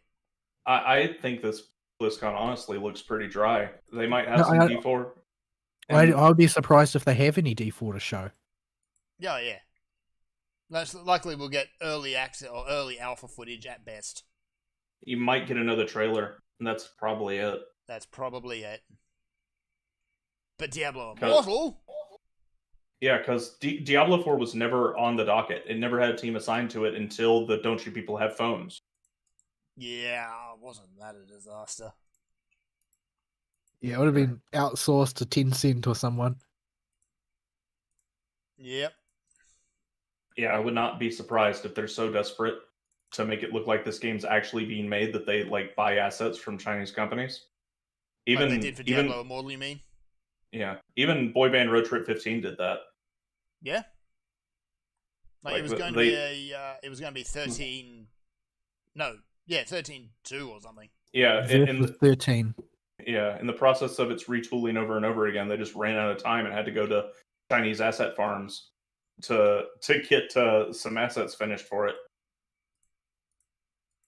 So, where how'd we get here? All right, Final Fantasy. Final Fantasy is a good MMO. You should totally play Final Fantasy 14. I would love I to, but think I it's just, pretty much the last of a dying breed that is still managing to hold on to what The made it old good. classic tab targeting MMO. it's a game that requires active investment, and when I get home from the office, I have trouble getting into games that require full active attention and investment these days. I'm just too burnt from having to deal with customers.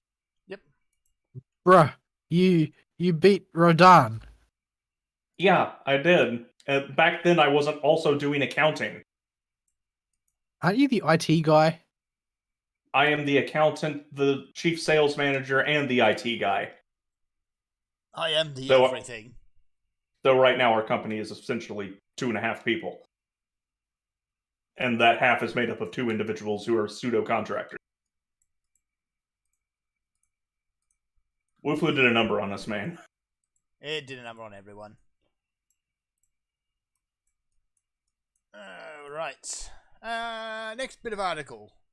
Well, we made enough terrible jokes about it. Let's talk about butts. So, BioWare has started putting out details for the Mass Effect Legendary Edition. And they're saying they want to get rid of some of the more sexy cutscenes. Well, Now, it's about the cinematography, really. Yes. while booties have been fairly ruined for me as a citizen of the part of the world I live in, near the city I live near, I totally understand the appeal of having the camera focus on somebody's badunkadunk. And so rightfully, a whole lot of people are mad at EA. Yeah. People like the junk. Yeah. Well, this whole move is very insincere in a lot of ways. I mean, Eh. the whole the whole point of them adding sex scenes arbitrarily to Mass Effect, that was big news when it happened. And the whole reason they did it was because they wanted Fox News to talk about it. Yes, that is exactly why That they was- did it. That's the reason. Like, they did this of their own accord. This was not some change in the culture that they now have to go back and fix. This was them doing something for cheap PR. They cannot say, oh, this is something about changing tastes or anything. Like, No. they inaugurated this bizarre fashion of trying to put sex scenes into video games. Mm-hmm. Honestly, Well, I mean, it's so cynical to me. I don't mind them getting rid of a lot of the really No, I do. egregious cheesecake. I do. 'cause I it's do. I tasteless. do mind it. I do mind it. I do mind it. Not because I want the cheesecake in there, but because because it's an act of insincerity, and that's what offends me. Okay. Because if they were sincere, if they thought we really don't think this, we regret doing all of these cheesecake shots because we really think that they're not appropriate for the subject matter and the tone that we wanted to go for, you know, despite the fact that the tone was basically Star Trek, which is full of cheesecake, appropriate to its era. Yes. If they were sincere, then they would have put in the options classic cinematography, revised cinematography, and let the player choose.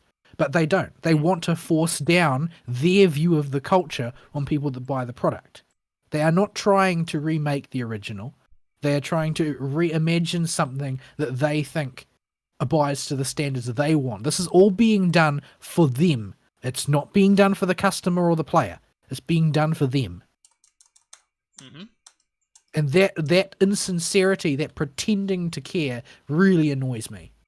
Yeah, the pretending to care we could do without. If they were just It's- up and just said, no, all the cheesecake is tasteless, we just don't want to have it in there anymore, and be honest about it, I wouldn't mind. It comes off as an extension of what 2020 showed us that companies and governments of the world think about you. They know what's That's an best for idiot. you tiny insignificant pea-brain pleb. You We're think gonna you do liked what's- Mass Effect the way it was, but you don't. Yeah, it's the you think you do but you don't mentality. Mm. It just anything that reflects that or encourages other companies to do it, because this will probably sell enough copies where EA can put up their big banners that says it was a great success all over, you know, your Kotaku's and other internet shill sites. Or is Kotaku even still alive? I think they died. I don't know, are they? Haven't heard from them in a long time. But whoever the modern equivalent is, they can say, look at how great a success this was. And it was a great success because we got rid of booties. No, they're going to sell a whole lot of copies for this, probably enough to make up cost alone on pure nostalgia. Yeah. Yeah, this is the whatchamacallit. This is the Todd Howard maneuver. They're doing the Todd Howard maneuver. Well, let's just release it again. Let's release it again. We're totally incapable of making a new game that's any good, so let's just release an old one again. But the sort of using it as an arrow in the quiver of the culture war, that's not a sincere act. They are not actually doing this because they think it will make the game better to have less cheesecake in it. They are doing it as a shot across the bows of people's nostalgia. Yeah. They are trading on nostalgia, and yet they resent that nostalgia. So they have to vandalize the thing that they are attempting to sell. And everything about it I find it grotesque. Like, people who listen to this show know I'm a prude. They know that I avoid all I go out of my way to avoid the nude mods and that, even if I want the girls in my games to look pretty. But I still disapprove of them taking this away, simply because their reasoning is wrong and bad. Yeah. It's just the same. Well, it's a slightly different censorship argument than what we usually do, but it's in the same ballpark. It's just, this doesn't help anybody. This doesn't help the customer. You don't know what the customer wants. You're just deciding that you know and are going to force them to take this new product anyway. I think that they're not deciding what the customer wants. They're deciding what the customer will get, and they are giving it to you because it's for your own good. They know that the customer doesn't want this. I think anyway. I think that they know that this is not the proposition that they should be going for. Because if they were to make a faithful reproduction in the way that the reproduction of the Tony Hawk games was done, then they would get kudos the way the Tony Hawk games did. That's not what's happening.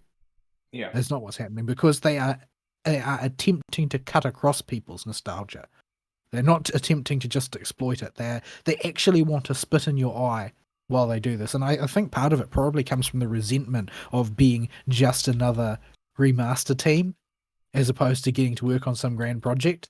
They're probably on some level they resent the fact that their producers are making them do this. But ultimately they're spitting in the eye of the player by doing this. They're taking the thing that people loved and they're changing it to suit their own personal whims because that's the game that they want people to play. But I think that there's a certain amount of it's a little bit questionable as to how well this will work in the end, because the one thing that I've really noticed coming out of all of this is that the announcement was not by any measure met with the rose-tinted spectacles that I expected. Instead, it was met by a reawakening of a belly full of roiling hatred that never went away after the end of Mass Effect 3. Interesting.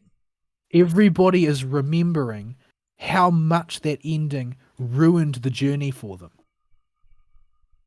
That's what I've been seeing online.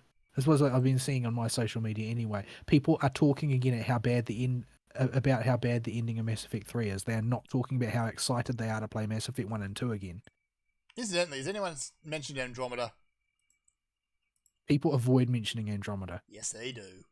Because that's basically them laughing at you after having gotten you completely trolled by the ending of Mass Effect 3. Yeah. Saying that they got another So, Mass yeah, Effect in works is not inspiring confidence in a lot of people. I'm sure that they will still make a lot of money on this, considering it doesn't generally cost much to do these things. No, I'm not really thinking about the name recognition. I'm thinking about the costs involved. Although I have heard that they lost some of the code and had to rebuild certain parts of it. Oh, well done. But yeah. But I think that it will probably be coming in under the expectations that one might have for a Skyrim, let's say, because when they release yet another Skyrim, ultimately the vast majority of the people who bear witness to that release have fond memories of Skyrim. Yes. The vast majority of people that were really truly invested in Mass Effect have negative memories of their parting. Because they've been burned twice. First, they got the Mass Effect 3 ending. Then they got the Mass Effect DLC, which made the ending even worse. Then they got Andromeda. Then they got Andromeda. Enough And if they were really, really BioWare faithful, then they got Anthem. Ooh. So you have to think about the environment that they're releasing this into. Basically, they look like a studio who has completely lost their mojo, but resents their customers for that. That's what they look like. And I don't think that that's going to perform at Skyrim levels for them. I don't. No. They have a similar problem to companies like Blizzard that have just completely lost all the staff and individuals that made the original games that they were made great. They've all just packed up and left. Mm-hmm. I don't think anybody that worked on the original scripts for the original Mass Effect or the Knights of the Old Republic game or any of that kind of stuff still even works at BioWare. Certainly not the Baldur's Gate people. No, they went off and made their own team again. Yeah, so this is the thing a lot of people forget when they develop company loyalty is you're not really developing loyalty to the company as a name. You're developing loyalty to the people that made the products while they were working for that company. And when those people aren't welcome at that company anymore and go waddle off to do their own thing, you can't still have faith in the old company that just because those individuals that made a great game used to work there, because they're not there anymore. I suppose it's just unfortunate that that's not how... That might be how content works, but that's not how branding works. Yeah. So, I don't know a way you can get around the social problem of making people pay attention to the individuals rather than the brand. I'm not sure there is a way, but Yeah, I don't know. Well, I mean, the objective of bringing in big names is to improve your brand. So, I mean, it does cut both ways to a certain extent. But I think that generally speaking, there is a thoroughgoing loss of faith in general terms in these larger AAA companies. Like, there are a lot of people who just they don't buy AAA games anymore because there's nothing to excite them. Well, what is there to be excited about? There's a reason why, and it's not just that Todd Howard keeps selling Skyrim again, but people keep buying Skyrim again. And why do people keep buying Skyrim again? Well, it's because back then they were engaged in these games. These days, that's just not the case. yeah, it's gotten to a point where most of the time when I would tell people I'm waiting for it to come out first to see what people say about it, they would still go run out and buy the game day one anyway when a AAA company released a new game. And sometimes a AAA game can be okay. Like the Spider-Man game was okay, the first one. Yep. And it's like, okay, that game came out, I'll pick that one up. But most of the time, it's like, it's another Ass Creed. Oh, and people are like, oh, I'm going to buy that. And it's just now that I think people have gotten burned enough times that they're starting to wake up. It's kind of worrying how many times it seems like they had to get burned before they finally started to go, you know what? Maybe I'll hang on a minute before I just go run out and buy the first one. The first new game that pops up. Yeah, maybe. So, yeah. Oh, well, people are still going to buy it because it's Mass Effect, but yeah. I just wish they'd be honest and just said, look, it's all tasteless and terrible. We just don't want to deal with it. I think I'd respect that more. Yeah, I think that the debacle over butts is not really about butts. It's not really. I think that it really is speaking to, you know, the sickness of remakes that people just don't they're not invested in that anymore. They don't want any of the they don't want this the type of people which are currently working in the industry are people that are resented by their customers. That's not where you want to be. That's a really bad place to be if you're a company. Like, you don't want people to be viewing you with resentment just in general terms, and I think that that's what's fueling most of this outrage. If, like, they could have modified the camera angles and not told anybody, and a lot of people might not have noticed, and it would have just become one of these underground things where, oh, well, did you know that when they released it, they changed some of the character shots to not focus on Miranda's butt so much? And there would be, you know, the guy that made the mod to put the old cinematography back in, and this would be sort of like an undercurrent of knowledge in gaming as a subculture that people like us would know about, maybe, but most people wouldn't. But they came out and announced this because they wanted to make a point. They wanted to make a point that the people who liked the old way were bad people, and that you didn't have the developers' approval to watch those scenes. That building of a environment of enmity between customer and producer of the product is just, that's really toxic for any industry. Man, I wish more communities would have backlash against these virtue signal types, like the PSO2 community was, because the PSO2 localization team is incredibly woke, like beyond woke. Is my connection bad or is Ari's connection bad? It might be Pickle. Pickle. You both sound alright. Seems to be cleaned up now. Okay, But just a hiccup, maybe. Could be. Yeah, because the PSO2 team got their buttocks is blasted anytime that a dance didn't have the appropriate amount of chest boing boing in the Hay servers. Well, people are playing that game for the aesthetics, strictly. Yeah, so You don't tamper with that. That would be like removing Ellen from Terra. How long do you think that game would last? yeah. Oh no. So I just wish enough people would. Well, even then, BioWare's so big, they're not some janky localization team Sega had to hire at the last minute because they needed everything up to date before the release of a new game. But even then, I wish people could just blast them like the PSO2 Reddit does. because they're brutal whenever they come out and say, we're going to make this new change because virtue signaling. Like, no, we want the boobies bouncing. Don't do this. Yeah. No, you're not going to censor that outfit. And they will actually take their money and walk, from what I understand. Well, right now, there's nothing keeping people in PSO2. Yeah, well, there's outfits and dances, etc., and that's it. And that's it.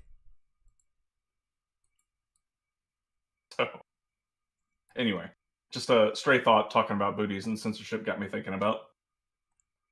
Get you talking about butts again. Alright, so with that one out of the way... We have one more that's a small one. Do the thing. What's the other one? Stadia is finally on its way to the graveyard. Yeah! Oh, right. Stadia. Everyone loves Stadia, right? Right. No. Nobody likes Stadia. Yeah, and in fact, no amount of shilling by Google or anything could make up for how terrible his product was. So, in 2021, we're expanding our efforts to help game developers and publishers by taking advantage of our platform technology to deliver games to players. Waffle, spin. Yeah. Are they like And- completely shuttering their studio in the process? Yeah, so what this translates to is not at all what you would think. They're ending Stadia Games and Entertainment, the entire division of their company dedicated to making Stadia games work.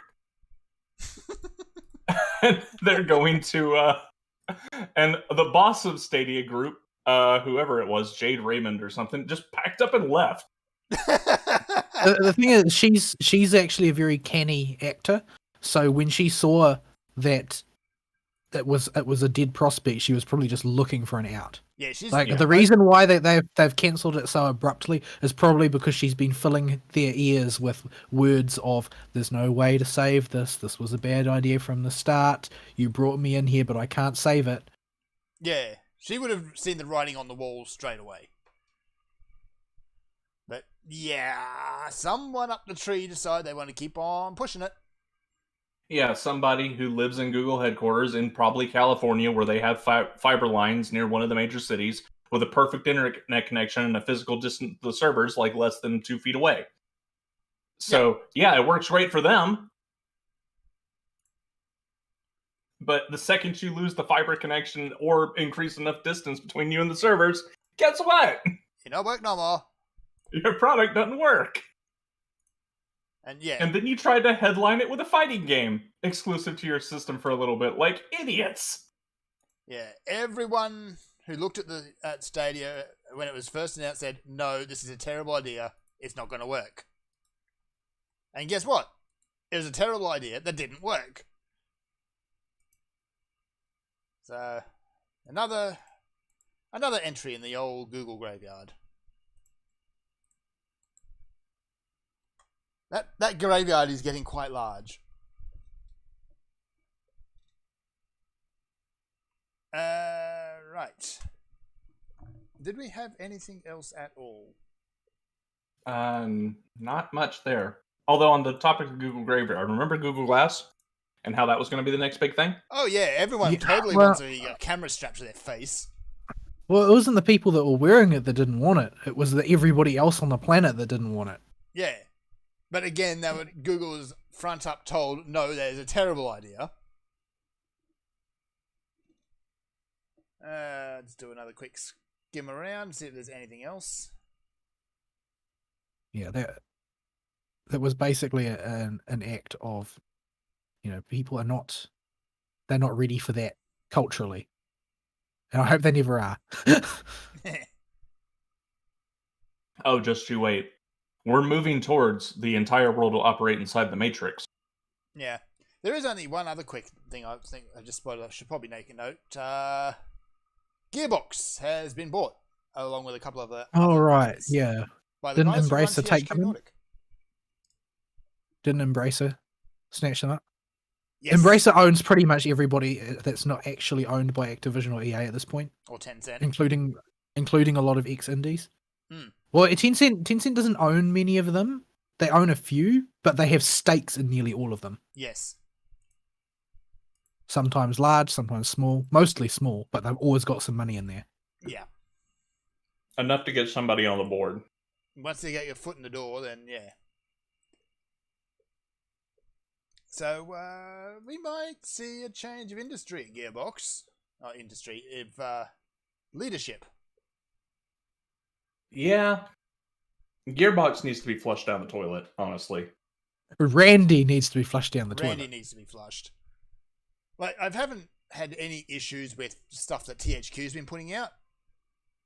It's a bit bland these days. It's a little bit bland, but they haven't triggered any kind of negative response from me off memory lately. They might have. Well, so that's many because their games stuff come is out. bland. Yeah, so many games come out that cause a negative reaction. One of them might have been published by THQ, but I just don't remember. I think the last big game that THQ Nordic really put out would have been Darkstalkers 3?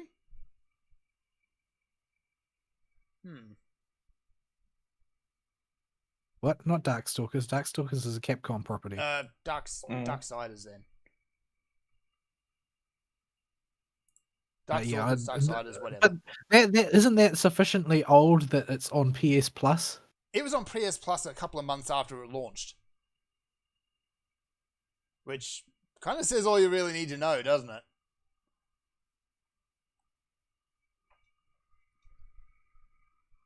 Alright, so that's that. I don't think there's really anything else, but yeah, THQ over the past couple of years has actually put out some real turds. Like, they did Battleborn, they did the Colonial Marines. Wait, did Battleborn come out? Yeah, it did, briefly.